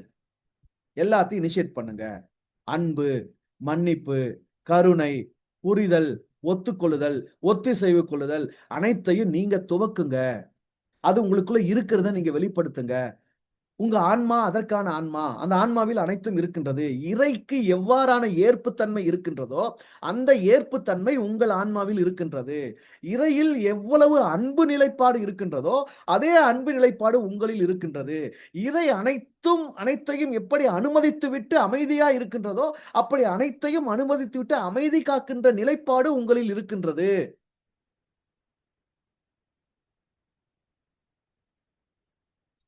என்னைக்காவது இறை இந்த மனிதர்கள் இவ்வளவு கேடுகெட்டு போனார்களே, பாழ்படுத்தி விட்டார்களே, ஐயோ நான் என்ன செய்வேன் என்று பதற்றம் அடைந்திருக்கிறதா? ஆனா அப்படி அடைஞ்சதா தான் எழுதிட்டான். சிக்கலே அங்கதான். ஆதியாகமம் 6ஆம் அதிகாரத்திலேயே என்ன சிக்கல் எழுதிட்டான் இந்த ஆளு. இந்த மனிதர்கள் வந்து சீர்கெட்டு போனாங்க. இந்த மனிதர்களை படைத்ததற்காக நான் மனஸ்தாபப்படுகிறேன். கடவுள் மனஸ்தாபப்பட்டார்ன்னு எழுதிட்டான். கடவுள் மனஸ்தாபப்பட்டார். ஆனால் தான் இந்த அழிவு. ஆக்சுவலி அது அதான் முதல் முறை உலகத்துல மழை சுழற்சி நடந்து ஒரு ஒரு பூமி தன்னைத்தானே சுத்திகரித்துக் கொண்ட ஒரு இயற்கை பேரழிவு. அது ஒரு சாதாரண இயற்கை பேரழிவு தான். ஆனா அந்த இயற்கை பேரழிவ வரலாற்று ரீதியா ஆ அதாவது மோசே எழுதுறதுக்கு முன்னாடியே சிந்து சமவெளி நாகரிகம், மெசொப்பொத்தேமியா நாகரிகம், சுமேரிய நாகரிகம், குமரிக்கண்ட நாகரிகம் என்று உலகத்தின் அதற்கு முன்பதாகவே தழைத்திருந்த எகிப்தி நாகரிகம் என்று பல்வேறு நாகரிகங்கள் அந்த அந்த கதைய அந்த வரலாற்ற பல்வேறு கதைகளா பதிவு செஞ்சிருக்கிறாங்க. ஆனா அந்த கதையோடு அந்த வரலாற்று சம்பவத்தோடு கடவுள சம்பந்தப்படுத்தி, கடவுள் படைச்சாரு, இப்படி ஒருத்தன தெரிந்து கொண்டாரு, அவன் மூலமா காப்பாத்துனாரு. ஆ அதுக்கு கடவுள் இப்ப மக்கள் பாவம் செஞ்சாங்க, அதனால மனஸ்தாபப்பட்டுட்டாரு. அப்படிங்கிற அந்த கதை கோர்வைய உருவாக்கி கொடுத்தது மோசே தான். இப்ப அப்படிப்பட்ட மனநிலை தான் இப்ப மக்கள ஏறிட்டுக்குது. மனிதர்கள் இங்கு என்ன செய்கிறார்கள், எவ்வாறு வாழ்கிறார்கள் என்பதை பற்றி இறைவன் மனஸ்தாபப்பட்டுக் கொண்டிருக்கிறான். அதே பைபிள்ல இந்த மோசே இந்த சம்பவங்கள்லாம் பதிவு பண்றதுக்கெல்லாம் முன்னாடி நடந்த ஒரு புக் வச்சிருக்கிறாங்க.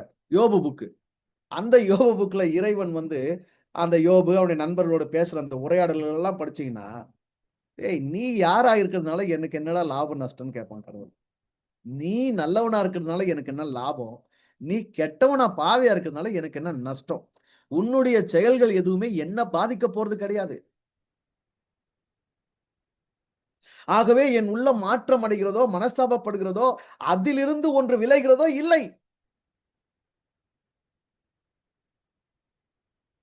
ஏனென்றால் எதனையெல்லாம் நான் வெளிப்படுத்தியிருக்கிறேனோ, எதனையெல்லாம் படைத்து அனுப்பியிருக்கிறேனோ, அவைகளில் எல்லாம் அதற்குரிய நியதிகள் ஏற்கனவே வைக்கப்பட்டாயிற்று. அதன்படி அதெல்லாம் இயங்கும், சுழலும், மாறும், வரும், போகும். அப்போ உனக்கானது எதுவோ உனக்கானது தான். இததான் இயேசுநாதர் ஒரு இடத்துல ரொம்ப அழகா வெளிப்படுத்தியிருப்பாரு.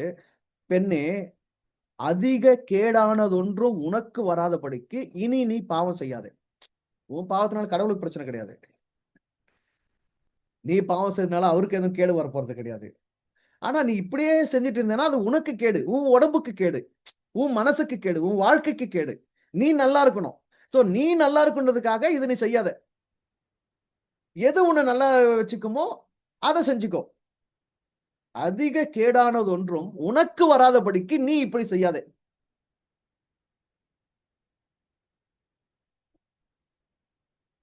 சோ மனிதர்களுடைய எந்த செயல்பாடுகளும் இரையை பாதிப்பது இல்லை. நல்லா புரிஞ்சுங்க. இரையை பாதிப்பதில்லை. எதுவும் அவர்கள் அவர்கள் என்ன செய்கிறார்களோ அது அவர்களையே பாதிக்கின்றது. நான் அடிக்கிற பந்து என்கிட்ட திரும்பி வருது. நான் அடிக்கிற பந்து என்கிட்ட திரும்பி வருது. சோ திருவள்ளுவர் சொல்லியிருப்பார்ல, முற்பகல் செய்யின் பிற்பகல் தானே வரும்னு. முற்பகல் இன்னா செய்யின் பிற்பகல் தாமே அதுவே வரும். நீ முன்னாடி நேத்து என்ன செஞ்ச அது இன்னைக்கு வரும். இன்னைக்கு என்ன செய்றியோ அது நாளைக்கு வரும் உனக்கு. ஆக நீ செய்வதா உனக்கு வரும். அப்ப செய்வன திருந்த செய். செய்வன விரும்பி செய். செய்வன உனக்கு எது சரியோ அது செய். உன் திருப்திக்கானதை செய். உனக்காக நீ வாழ். அப்ப என்ன நடக்கும்? ஒவ்வொருவரும் அப்படி வாழத் துவங்கினால், ஒவ்வொருவரும் அந்த புரிதலில் வாழத் துவங்கினால் என்ன நடக்கும்? இங்கு உறவு சிக்கல் இல்லையே. பகை, பழி, சண்டைகள், பிரிவினைகள் இல்லையே. ஏற்பு ஏற்பு மனப்பான்மை என்பது இங்கு இயல்பா இருக்குமே. மனிதர்கள் ஒருவரை ஒருவர் அடித்துக் கொள்ள காரணமே என்ன? ஏற்பு மனப்பான்மையே இல்ல. ஒரு வீட்ல 4 பிள்ளைங்க பிறந்து வளரும் போதே அப்பா, அம்மா 4 பேரும் ஒரே மாதிரி இருக்கணும்னு நெனச்சு தான் 4 பேர்ட்டயும் சண்டை மூட்டி விட்டுர்றாங்க. அண்ணன போல இரு, இல்ல தம்பிய போல இரு. அவன் பாரு அப்படி செய்றான். நீ பாரு இப்படி செய்ற. அவன் பாரு எப்படி உடுத்துறான். நீ பாரு எப்படி உடுத்துற. அவன் பாரு எப்படி தல சீவுறான். நீ பாரு எப்படி தல சீவுற. என்று பிறந்திருக்கிற 2 பேர் 3 பேரையும் ஒரே மாரி இருக்க சொல்லி அங்க கொடுக்கிற அந்த அழுத்தம் தான் அவங்கள வந்து குற்றவாளிகளாவே மாத்துது. எதையும் விருப்பத்தோடு, ஏற்பு மனநிலையோடு, சுதந்திரத்தோடு செய்யாம ஒளிச்சுக்கிட்டு, மறைச்சுக்கிட்டு, பயந்துகிட்டு செய்யறதே குற்றமாயிடுது. இந்த உலகத்துக்கிட்ட மற்றவங்ககிட்ட நம்ம என்ன எதிர்பார்க்கிறோம் பாருங்க. என்ன என்னையாவே ஒத்துக்கிறவங்க இருந்தா எவ்வளவு நல்லா இருக்கும். நான் எப்படி விரும்பி, நான் எவ்வளவு சுதந்திரமா இருக்க விரும்புறேனோ, அத அப்படியே அங்கீகாரம் பண்றவங்க இருந்தா எவ்வளவு நல்லா இருக்கும். அப்படின்றது தானே எல்லா மனுஷனுடைய ஏக்கம். எல்லா மனுஷனுடைய தேவை. என்ன என்ன வந்து திருத்த முயற்சி பண்ணாம, என்ன குற்றம் குறை சொல்ல முயற்சி பண்ணாம, என்ன கண்டனம் பண்ணாம, என்ன தண்டனைக்குட்படுத்தாம, என்ன கெட்டவன், தப்பானவன்னு வந்து ஜட்ஜ் பண்ணாம, என்ன என்னையா இருக்க விட்டா, என்ன என்னையா ஒத்துக்கிறவங்க, ஏத்துக்கிறவங்க இருந்தா எவ்ளோ நல்லா இருக்கும். அப்படி யாராவது இருக்கிறாங்களா இந்த பூமியில? அப்படிங்கிறது தானே எல்லாருடைய தேவை. அப்படித்தானே இறை இருக்குது. என்ன என்ன நானாவே என்னையாவே ஏத்துக்கிட்டு, என்ன என்னையாவே செஞ்சதே அதானே. நீ நீ நீ வந்து பொன்னரசு தான்டா. உன் தலை இப்படிதான். உன் முகம் இப்படிதான். உன் மூக்கு இப்படிதான். உன் வாய் இப்படிதான். உன் பல்லு இப்படிதான். 2 பெரும் பல்லுக்கு நடுவுல பெரிய ஓட்டை. நீ இதுதான். அப்படின்னு என்ன இப்படியே ஒத்துக்கிட்டு தானே நேசிக்குது. ஏன்னா அதுதானே என்ன இப்படி செஞ்சிருக்குது. எனக்கு எனக்கு நான் இப்படி இருக்கிறதுக்கான இடமே அது குடுத்து வச்சிருக்குது. இப்ப நீ வந்து, நீ ஏன் இப்படி இருக்கிற? உன் பல்லு 2 பல்லுக்கு நடுவுல ஏன் இவ்வளவு பெரிய விரிசல் இருக்குது? சந்து பல்லு ஏன் உனக்கு? நீ ஏன் நடுவுல கோடு வச்சு தலை வார்ற? போன வாரம் இப்படி சைடுல வச்சு சீவி இருந்தீங்க. இன்னைக்கு ஏன் நடுவுல வச்சு சீவுற? இது நல்லா இல்ல உனக்கு. இது சரியில்ல. இத திருத்து. அத திருத்து. நீ இது திருத்துனா தான் நான் என்னால உன்ன நேசிக்க முடியும், ஒத்துக்க முடியும், ஏத்துக்க முடியும். இந்த நிலைப்பாடு இந்த உலகத்துல இப்படி நெருக்கம் இருந்தா நான் நான் நான் என்ன செய்வேன்? தன்னாலேயே நான் என்ன செய்வேன்? அக்செப்டன்ஸ் எனக்கு இல்லங்க. நான் நானா இருக்கேன். எனக்கு இங்க பிளேஸ் இடம் இல்ல. என்ன எல்லாரும் ஜட்ஜ் பண்றாங்க. என்ன வந்து எல்லாரும் குற்றம் தீர்த்துட்டே இருக்கிறாங்க. குறை சொல்லிட்டே இருக்காங்க. அப்ப என்ன செய்வேன் நானு? எல்லாருக்காகவும் என்னுடைய கம்ஃபர்ட், என்னுடைய அந்த சௌகரியத்துக்கும் என்னுடைய சௌகரியத்த விட்டுட்டு, அசௌகரியத்த எடுத்துக்கிட்டு, ஒவ்வொருத்தருக்கும் அவங்கவங்களுக்கு திருப்திக்கு, அவங்கவங்க விருப்பத்துக்கு, அவங்கவங்க அங்கீகாரம், அவங்கவங்க பாராட்டு, அவங்கவங்களால ஏற்றுக்கொள்ளப்படுவதற்கு ஏற்றது போல நடிக்க ஆரம்பிப்பேன். இப்படி இந்த சமூகத்துல, இந்த உலகத்துல மற்றவர்களை தன்னைப் போல தானாக கருதி ஏற்றுக்கொள்ளும் அந்த இறைத்துவமான மனப்பான்மை இல்லாததினாலேயே, இங்கு புரிந்து கொள்ளுதல் இல்லாததினாலேயே, எல்லாரையும் அவங்கவங்க சௌகரியத்திலிருந்து விலகி, அசௌகரியத்துக்குட்பட்டு நடிக்கிறவங்களா மாத்தி வச்சிருக்கிறோம். நடிக்கிறவங்களா மாத்தி வச்சிருக்கிறோம். என் பிள்ளை வந்து என்கிட்ட பொய் சொல்றான் அப்படின்றத தாண்டி என் பிள்ளை என்கிட்ட வந்து உண்மைய சொல்ல முடியாத நிலையில என்ன நான் அவனுக்கு காமிச்சிருக்கிறேன்றது தான் நான் முதல்ல உணரணும். பாத்தியா, இப்பயே அது என்கிட்ட பொய் சொல்லுது. இதெல்லாம் எங்க உருப்பட போகுது? அது இல்ல. அந்த பிள்ளை என்கிட்ட வந்து உண்மைய சொல்ல முடியலையே. அப்ப அது வந்து உண்மைய சொல்ல என்ட்ட வந்து உண்மைய சொல்ல பயப்படுதுன்னா, அப்ப நான் என்ன தன்மை அந்த பிள்ளைக்கு வெளிப்படுத்தி இருக்கிறேன்? என்ன இடத்த நான் அவனுக்கு என்னிடத்துல காமிச்சிருக்கிறேன்?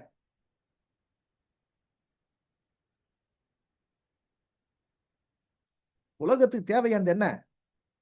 இங்க வந்து மற்றவர்களுக்கு நீ கொடுக்க விரும்புறது சோறா? துணியா? துட்டா? பணமா? நகையா? நட்டா? இல்ல, இல்ல. ஏற்போம்.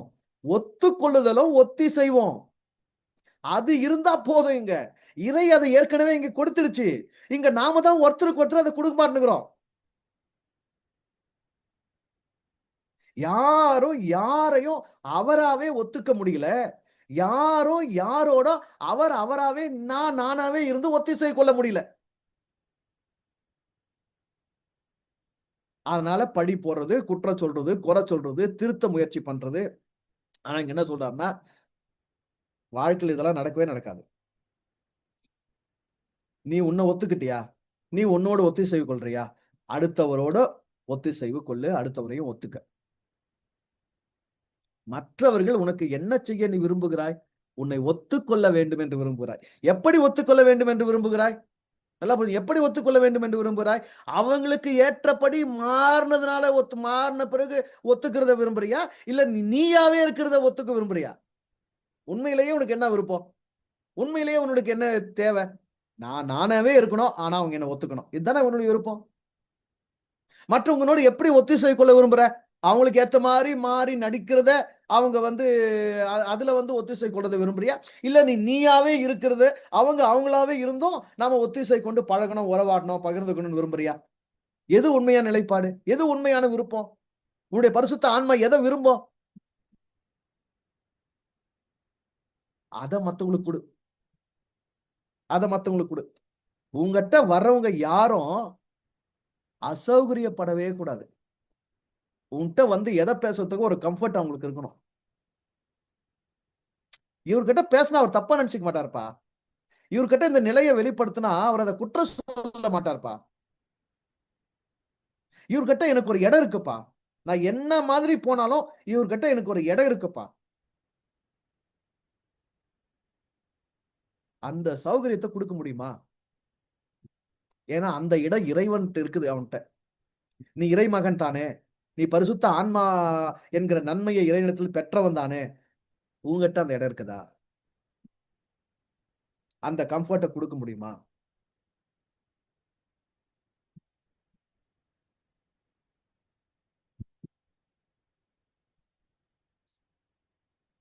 அத சொல்லிட்டு தான் கீழ சொல்றாரு அவரு. அதாவது நீ என்ன செய்றியோ, அதுதான் உனக்கு கிடைக்கும். அடுத்தவங்க செய்றதும் உனக்கு கிடைக்க போறதில்ல. அதனால அடுத்தவங்களுக்காக நீ விரும்புறது, செய்யறத கூட உனக்கு குடுக்குற மாதிரியே, உனக்கு விரும்புறது மாரியே செஞ்சிரு. அவ்வளவு பரந்த நிலைக்கு வந்துரு. எல்லாம் எனக்கே தான் நான் செய்றேன். எல்லாம் எனக்கே தான் குடுக்குறேன். நான் கொடுக்கிறது எதுவும் எனக்கு தான். நான் செய்யறது எதுவும் எனக்கு தான். எல்லாரும் என்னை போன்றவர்கள் தான். எனக்கு என்கிட்ட இடம் இருக்குது. எனக்கு என்னோட ஒத்திசை கொள்ள முடியுது. என்னால ஒத்துக்க முடியுதுன்னா, என்னுடைய குறைகள கூட நான் ஒத்துக்கிறேன் தானே! அத எவ்வளோ டேக் இட் ஈஸியா எடுத்துக்கிறேன். இப்ப அடுத்தவங்கள்த நான் எடுத்துக்கணும் தானே! அந்த அந்த நிலைக்கு வா. இப்படி ஒருவர் மற்றவரை எவ்வாறு ஒத்துக்கொள்வது, ஒருவர் மற்றவரோடு எவ்வாறு ஒத்திசைவு கொள்ள முடியும் என்பதற்கு அவரவர் உள்ளத்தில் விளைகிற அந்த அந்த அந்த அந்த நியதிகள் தான் நியாயப்பிரமாணம். அதுதான் தீர்க்கமான தரிசனம். அதான் சொல்றாரு. இவைகளில் நியாயப்பிரமாணமும், இவைகளே நியாயப்பிரமாணமும், இவைகளே தீர்க்க தரிசனமாம். இது வந்து இயேசுநாதர் வந்து இது வந்து நாம இன்னைக்கு பொன்மொழின்னு பேசின்னு இருக்கிறோம். பொன்மீதின்னு பேசின்னு இருக்கிறோம். ஆனா யூதர்களுக்கு இது வந்து தடால் அடி. மண்ட மேல ஓங்கி நங்குன்னு கொட்டுன மாதிரி. இல்ல அந்த யூத இனத்தின் மேல ஒரு பெரிய அ அணுகுண்ட வீசின மாரி. ஏன்னா, அவனுடைய நியாயப்பிரமாணம் இது கிடையாது. அவனுடைய நியாயப்பிரமாணம் என்ன? அவனுடைய நியாயப்பிரமாணம் என்ன சொல்லுது? கொலை செய்யாதிருப்பாயாக என்பது கட்டளை. ஆனா அது யாரோடு யாரோடு பொருந்தும்? அவன் இனத்துல மட்டும் தான் பொருந்தும். உன் இனத்தில் ஒருவன் இன்னொருவனை கொலை செய்யக்கூடாது. நீங்கள் ஒரு இனமாக, ஒரு கூட்டமாக சேர்ந்து ஒற்றுமையாக இருந்து பிற இனங்களை எல்லாம் கொன்று குவிக்க வேண்டும். அப்ப அனைத்து மனிதரையும் ஒத்துக்கொள்வது, மற்ற இனங்கள் தங்களுக்கு என்ன செய்ய வேண்டும் என்று இவர்கள் விரும்பினார்களோ, அதை அவர்களுக்கு செய்வது என்கிற நிலைப்பாடெல்லாம் இவங்களுக்கு ஒத்துக்கவே முடியாது. ஜீரணமே ஆகாது. 2வது தீர்க்க தரிசனங்கள் என்ன? இவங்க எதிர்பார்த்திருந்த தீர்க்க தரிசனங்களே என்ன? யாக்கோபின் எதிரிகள் சிதறடிக்கப்படுவார்கள். யாக்கோபினுடைய இஸ்ரவேலின் எதிரிகள் பூமியில் இராமல் அறுப்புண்டு போவார்கள். அதுதான் அவங்களுக்கான தீர்க்க தரிசனம். ஆனா இங்க இயேசு என்ன சொல்றாரு? எல்லாருக்கும் இடம் உண்டு. எல்லாரையும் அவரவரா ஒத்துக்க. உன்னை எப்படி நீ இருக்கணும், நீ வாழணும், உன் குறைகளை நீ சரிப்படுத்திக்கணும், உன்னை திருத்திக்கிறதுக்கான ஒரு நேரம் இருக்கு, வாய்ப்பு இருக்குது. எனக்கு மன்னிப்பு கிடைக்கணும், எனக்கு இரக்கம் கிடைக்கணும், என்னுடைய குற்றங்கள் பெரிதுபடுத்தக்கூடாது, என்ன ஒத்துக்கணும், என்னோட ஒத்திசை கொள்ளணும் அப்படின்னு இறைய கூட அதுதான் நாடுற. இறைவா என்னை மன்னிச்சிடு, எனக்கு இன்னொரு வாய்ப்பு கொடு, நான் எனக்கு திருத்திக்க எனக்கு இடம் கொடு, என்ன பொறுத்துக்க, இப்படிதானே இறைகிட்ட கூட மன்றாடுற.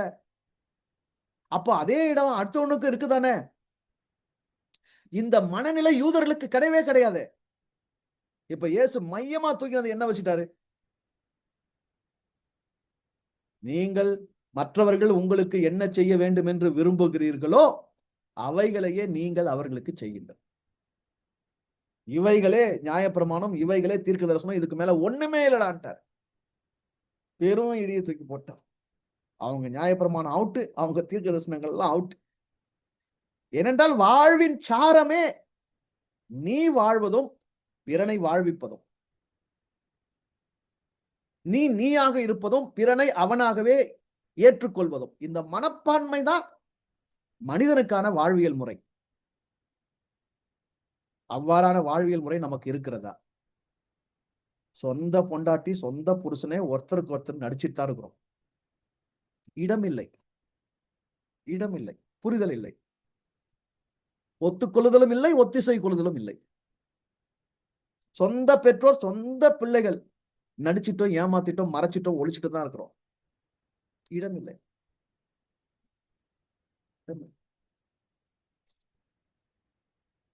எங்கேயாவது யார்கிட்டயாவது இந்த உலகத்துல நடிக்காம, பொய் சொல்லாம, ஒளிக்காம, மறைக்காம நீங்களா உறவாட முடியுதா பாருங்களா? யாராவது உங்ககிட்ட நடிக்காம, ஒளிக்காம, மறைக்காம, பொய் சொல்லாம அவங்களா உங்ககிட்ட உறவாட முடியுதா பாருங்களா? இஸ் தேர் எனி ஒத்துக்கொள்ளுதல், ஒத்திசைவு லைக் தட்? இல்லையே, சத்தியமா இல்லையே. அததான் சொல்றாரு. அது ஏற்கனவே அது உனக்கு இருக்கட்டும். நீ உன்னை அவ்வாறு ஒத்துக்கொள், நீ உன்னோடு அவ்வாறு ஒத்திசைக்கொள், நீ உன்னை அவ்வாறு விரும்பு. மற்றவர்கிட்ட அதை எதிர்பார்க்காத. அத முதல்ல உனக்குள் இருக்கட்டும். உனக்குள் இருந்து இருந்து உனக்குள் அது நிறைந்து நீ அதனை அடுத்தவருக்கு கொடு. நீ அதனை அடுத்தவருக்கு கொடு. நம்ம ஊர்ல அழகா சொல்லிட்டாங்களா ஒரே வாக்கியத்துல, சட்டியில இருக்கிறது தான் அகப்பையில வரும், உள்ளத்துல இருக்கிறது தான் வெளியே வரும். அப்போ வெளியே வரணும், கொடுக்கணும், பரிமாறணும் அப்படின்னா முதன்மையா அது இருக்கணுமே. இத சொல்லும்போது எனக்கு ஒரு பழைய கதை ஒண்ணு ஞாபகம் வருது. ஒரு வேடிக்கையான கதை.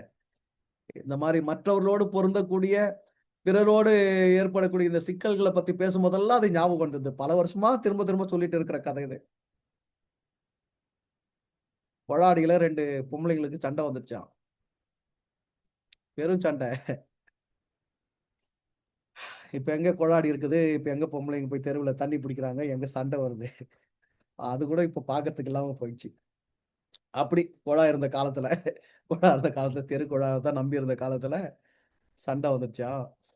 அப்போ ஒரு அம்மா அடுத்தவள திட்டினாளாம். "போடி மாட்டு மூத்திரம் குடிச்சவளே, ஆட்டு மூத்திரம் குடிச்சவளே, நாய் மூத்திரம் குடிச்சவளே, பன்றி மூத்திரம் குடிச்சவளே" அப்படின்னு அசிங்கமா, கோவமா, எரிச்சலா திட்டினாளாம். அடுத்தவளுக்கு இன்னும் பயங்கர கோவம் வந்துச்சாம். இல்ல என்னையாடி அப்படி திட்டுற? நான் உன்னை திட்டுறேன் பார் அப்படின்னு இவ வந்து அப்படியே பயங்கர கோவமாகி திட்டுறாளாம். போடி ஹார்லிக்ஸ் குடிச்சவளே, போடி பூஸ்ட் குடிச்சவளே, போடி என்னது வேற என்னென்ன இருக்குது? காஃபி குடிச்சவளே, பால் குடிச்சவளே அப்படின்னு சொல்லி திட்டுறாளாம். இங்க சண்டைய வேடிக்கை பார்த்திருந்தவங்க, அடி பைத்தியக்காரி! அவ உன்ன கேவலமா திட்டுறா. நாய் மூத்திரம், பன்னி மூத்திரம், மாட்டு மூத்திரம், ஆட்டு மூத்திரம் திட்டுறா. நீ என்னடி ஹார்லிக்ஸ், பூஸ்ட், போர்ன்விட்டான்னு திட்டுனுக்குற? உனக்கு திட்ட கூட தெரியலையேன்னாங்களாம். அதுக்கு அந்த அம்மா சொன்னாளாம், அவகிட்ட என்ன இருக்குதோ, அவ என்ன குடிச்சாளோ அதையெல்லாம் அவ சொல்றா. என்கிட்ட என்ன இருக்குதோ, நான் என்ன குடிச்சேனோ அதெல்லாம் நான் சொல்றேன்னாளாம். அவ்வளவுதான் வாழ்க்கை. நீ உன்னை எந்த அளவுக்கு புரிஞ்சிருக்கிற? உனக்கு இறைவனிடத்துல என்ன அளவுக்கு இடம் இருக்குன்னு உள்வாங்கி இருக்கிற? உன் ஆன்மா எவ்வளவு விடுதலைப்பட்டு, சுதந்திரப்பட்டு இருக்குது? உன்ன நீ எவ்வளவு ஒத்துக்கிட்டு இருக்கிற? உன்னோடு நீ எவ்வளவு ஒத்திசைவு கொள்ற? உன் குற்றத்த நீ எப்படி பார்க்கிற? உன்ன திருத்திக்கிற சமயத்த நீ எப்படி தேடுற? உன்ன நீ எந்த அளவுக்கு மன்னிச்சுக்கிற? உன் மேல எவ்வளவு நேசமா இருக்கிற? உன்னுடைய செயல்கள நீ எவ்வளவு விரும்பி செய்ற? இதே நிலைப்பாடு தான் அடுத்தவங்க மேல உனக்கு வெளிப்படும். அவ்வளவுதான். உன்கிட்ட இருக்கிற எதிர்பார்ப்பே உனக்கு குறைஞ்சு போச்சுன்னா, அடுத்தவங்க கிட்ட உனக்கு எதிர்பார்ப்பும் குறைஞ்சிட்டு தான் வரும். உன்ன நீயே ஏமாத்திக்கிறது குறைஞ்சு போச்சுன்னா, அடுத்தவங்க கிட்ட நீ ஏமாறுறதும் குறைஞ்சு போயிட்டு தான் வரும். உன்னுள் உள்ள இறைத்தன்மை ஒளிர நீ இடமளித்துக் கொண்டே வந்தா, அடுத்தவருடைய இறைத்தன்மை ஒளிர்வதை நீ கண்டு ரசிக்காம இருக்க முடியாது. சட்டியில என்ன இருக்குதோ, அதுதான் அகப்பையில வரும். உள்ளத்தின் நிலைப்பாடு தான் புறத்தே வெளிப்படும். ஆக உள்ளத்தை மேம்படுத்து. உள்ளத்தின் உண்மைத்தன்மையை வெளிக்கொணா. பரிசுத்த ஆன்மாவினுடைய அந்த தூய தன்மையை நீ அதிகமாக வெளிப்படுத்தி வாழப்பார். நீ நீயாக சிறக்க வேண்டும். அவர் அவராக சிறக்க வேண்டும். உன்னிடத்தில் எவருக்கும் இடம் இருக்க வேண்டும். அடுத்தவருடைய அங்கீகாரத்தை நீ நாடாதே. அடுத்தவர் எவரையும் நீ அங்கீகாரம் பண்ணு. உன் குற்றத்தை எவ்வாறு மறைக்க வேண்டும் அல்லது அதை திருத்திக் கொள்ள வேண்டும், அதற்கு எனக்கு ஒரு இடம் வேண்டும் என்ற விருப்பம் உனக்கு இருக்கிறதோ, அடுத்தவர் குற்றத்தையும் அவர் திருத்திக் கொள்வதற்கு இடம் அளித்துப் பார். அதாவது முடிவுக்கு முடியுமா என்ன சொல்றேன்னா, கடவுள் எப்படி சும்மா இருந்து எல்லாத்தையும் வேடிக்கை பார்த்துன்னு இருக்குதோ, அப்படி சும்மா இருந்து வேடிக்கை பாரு. எல்லாத்துக்கும் இடம் கொடுத்துட்டு வேடிக்கை பாரு. எல்லாருடைய வாழ்க்கையிலயும் மூக்கு நுழைக்காத, தலைய விடாத, திருத்தணும்னு நினைக்காத, சரி தப்பு நியாயம் திருத்தணும் உட்கார்ந்து நிக்காத, அளவுக்கு மிஞ்சி யார் வாழ்க்கையிலயும் போவாத. யாரையும் கண்காணிக்காத. உனக்கு பிடிக்காது தானே. யாராவது உன்ன கண்காணிச்சுன்னு, உன்னை இது சரி, இது தப்பு, அது தப்பு, இது சரியா, அது சரியான்னு நைய நைய நையன்னு நச்சரிப்பு குடுத்துன்னே இருந்தா உனக்கு பிடிக்காது தானே. அத நீ விரும்பல தானே. உனக்குன்னு ஒரு பிர ப இது தனித்துவம் வேணும், தனித்தன்மை வேணும். அ பிரைவசின்னு சொல்றோம்ல. அப்படி வந்து ஏதோ ஒரு நிலைப்பாடு உனக்கு வேணும். நீ நீயா இருக்கணும். அப்படின்னு ஒரு ஒரு நிலைப்பாடு உனக்கு விரும்புறல்ல, அதை அடுத்தவங்களுக்கு குடுத்துரு. அது மனைவிக்கு குடுத்துரு. அத கணவனுக்கு குடுத்துரு. அத பிள்ளைங்களுக்கு குடுத்துரு. அத பெற்றோருக்கு குடுத்துரு. யாருக்கும் குடுத்துரு.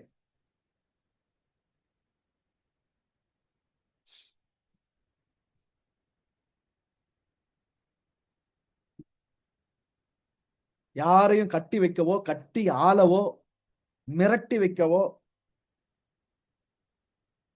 தடுத்தாளவோ களமிறங்கவே வேணாம்.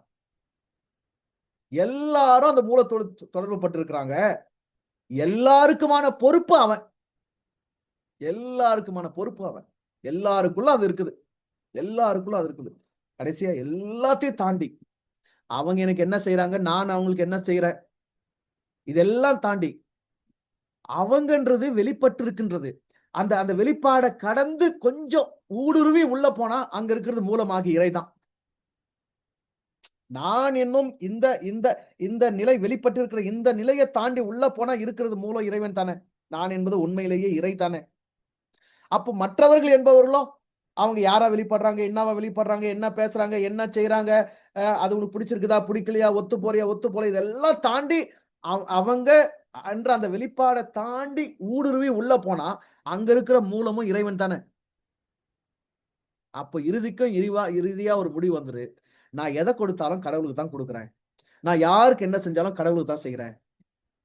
நான் யாரோடு உறவாடினாலும் கடவுளோடு தான் உறவாடுறேன். கடவுள் எனக்கு நன்மை மட்டும் தான் செய்யுது. நான் கடவுளுக்கு நன்மை மட்டும் தான் கொடுக்க முடியும். கடவுளுக்கு கொடுக்கிறது எதையோ புனிதமா தான் கொடுப்பேன். சரியா தான் கொடுப்பேன். நிறைவா தான் கொடுப்பேன். நிறைவோடு தான் கொடுப்பேன். மகிழ்ச்சியோடு தான் செய்வேன். ஆக மற்றவர்கள் எனக்கு என்ன செஞ்சாலும் அத முழு விருப்பத்தோடு சந்தோஷமா செய்யணும். நான் மற்றவர்களுக்கு என்ன செஞ்சாலும் முழு விருப்பத்தோடு சந்தோஷமா தான் செய்யணும். ஏன்னா நான் நான் செய்வதும் நான் அல்ல. எனக்குள் இருக்கிற இறை செய்து. செய்யப்படுவது ஏற்றுக்கொள்வதோ அவங்க இல்ல. அவங்களுக்குள்ள இறையும் இறைத்தன்மையும் தான் ஏற்றுக்கொள்ளுது. ஆக மூலம் ஒன்றுதான். அதைத் தவிர வேறு எதுவும் இல்லை.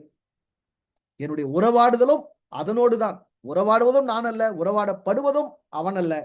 நான், அவன், அது, இது என்பதை கடந்தால் அனைத்தும் இறை என்கிற ஒன்றே தான் என்கிற மனப்புரிதலுக்கு வந்துவிட்டால் அனைவரும் சுகம். எல்லாரும் இன்புற்று இருக்கலாம். எல்லாரும் நல்லா இருக்கலாம். எல்லாரும் எல்லாரோடும் நன்றா இருக்கலாம். எல்லோரும் எல்லாரோட சுகமா இருக்கலாம். சௌகரியமா உருவாடலாம். பயம் இல்லாம. அப்படிப்பட்ட ஒரு நிலை எல்லா மனிதர்களுக்குள்ளும் வர வேண்டும். புரிதல் வர வேண்டும். மனம் அந்த நிலைக்கு மேம்பட வேண்டும். இதுதான் மனிதத்தன்மையினுடைய நிறைவாக தெய்வத்தன்மை அடைவது. இந்த தெய்வத்தன்மை கதையெல்லாம் நீங்க பாத்தீங்கன்னா, தெய்வங்களுடைய நிலைப்பாடு என்னன்னு பாத்தீங்கன்னா, அதுங்களுக்கு வரம் கொடுக்க தெரியும். நன்மையானதை அவங்க கேட்கிறத கொடுக்க தெரியும். கெட்டதை செய்ய தெரியாது. கெட்டதை நினைக்காது. கொடுத்த வரத்தை திருப்பி எடுக்க கூட தெரியாது. கொடுத்ததை திருப்பி எடுக்க கூட தெரியாது. அதுதான் தெய்வத்தன்மை. சரியா? அப்போ உன்னுடைய பரிசுத்த ஆன்மாவின் உயர்நிலை என்பது தெய்வத்தன்மையோடு இருப்பது. மற்றவர்கள் பெறுகிறவர்கள் எப்படினா இருக்கட்டும், யாரானா இருக்கட்டும். ஆனா குடுக்கிற நீ யார் என்கிற உன் நிலைப்பாட்டில் இருந்து நீ செயல்படு. உன் தன்மையிலிருந்து நீ கொடு. உன் தன்மையிலிருந்து வெளிப்படு. உன் தன்மையிலிருந்து பழகு. உன் நிலையிலிருந்து நீ உறவாடு. நீயாக இருந்து உறவாடு. அந்த உறவாடுதலை நீ யாருன்னு தெரியணுமே தவிர, அவங்க யாருன்னு தெரியக்கூடாது. நீ யாருன்றதுல அவங்க யாருன்றது மூடப்பட்டுடணும். அவங்க குறை மூடப்பட்டுடணும். அவங்க குற்றம் மூடப்பட்டுடணும். அப்படிப்பட்ட நிறையான அன்புல உன்னுடைய அந்த வெளிச்சத்துல அந்த அந்த அந்த அந்த குற்றம், குறை, இருள்லாம் மூடப்பட்டுடணும். நீ தான் ஒளிரணும். அதை இனிஷியேட் பண்றதுக்கு தான் நாம் அந்த இறை அன்பை, இறை தன்மையை நம்முள் உள்வாங்கியிருக்கிறோம் என்பதை உணர்ந்து கொண்டால் எல்லாருடைய வாழ்வும் சிறக்கும். புரிஞ்சுக்கோங்க. நல்லா இருங்க, சந்தோஷமா இருங்க. வாழ்த்துக்கள்.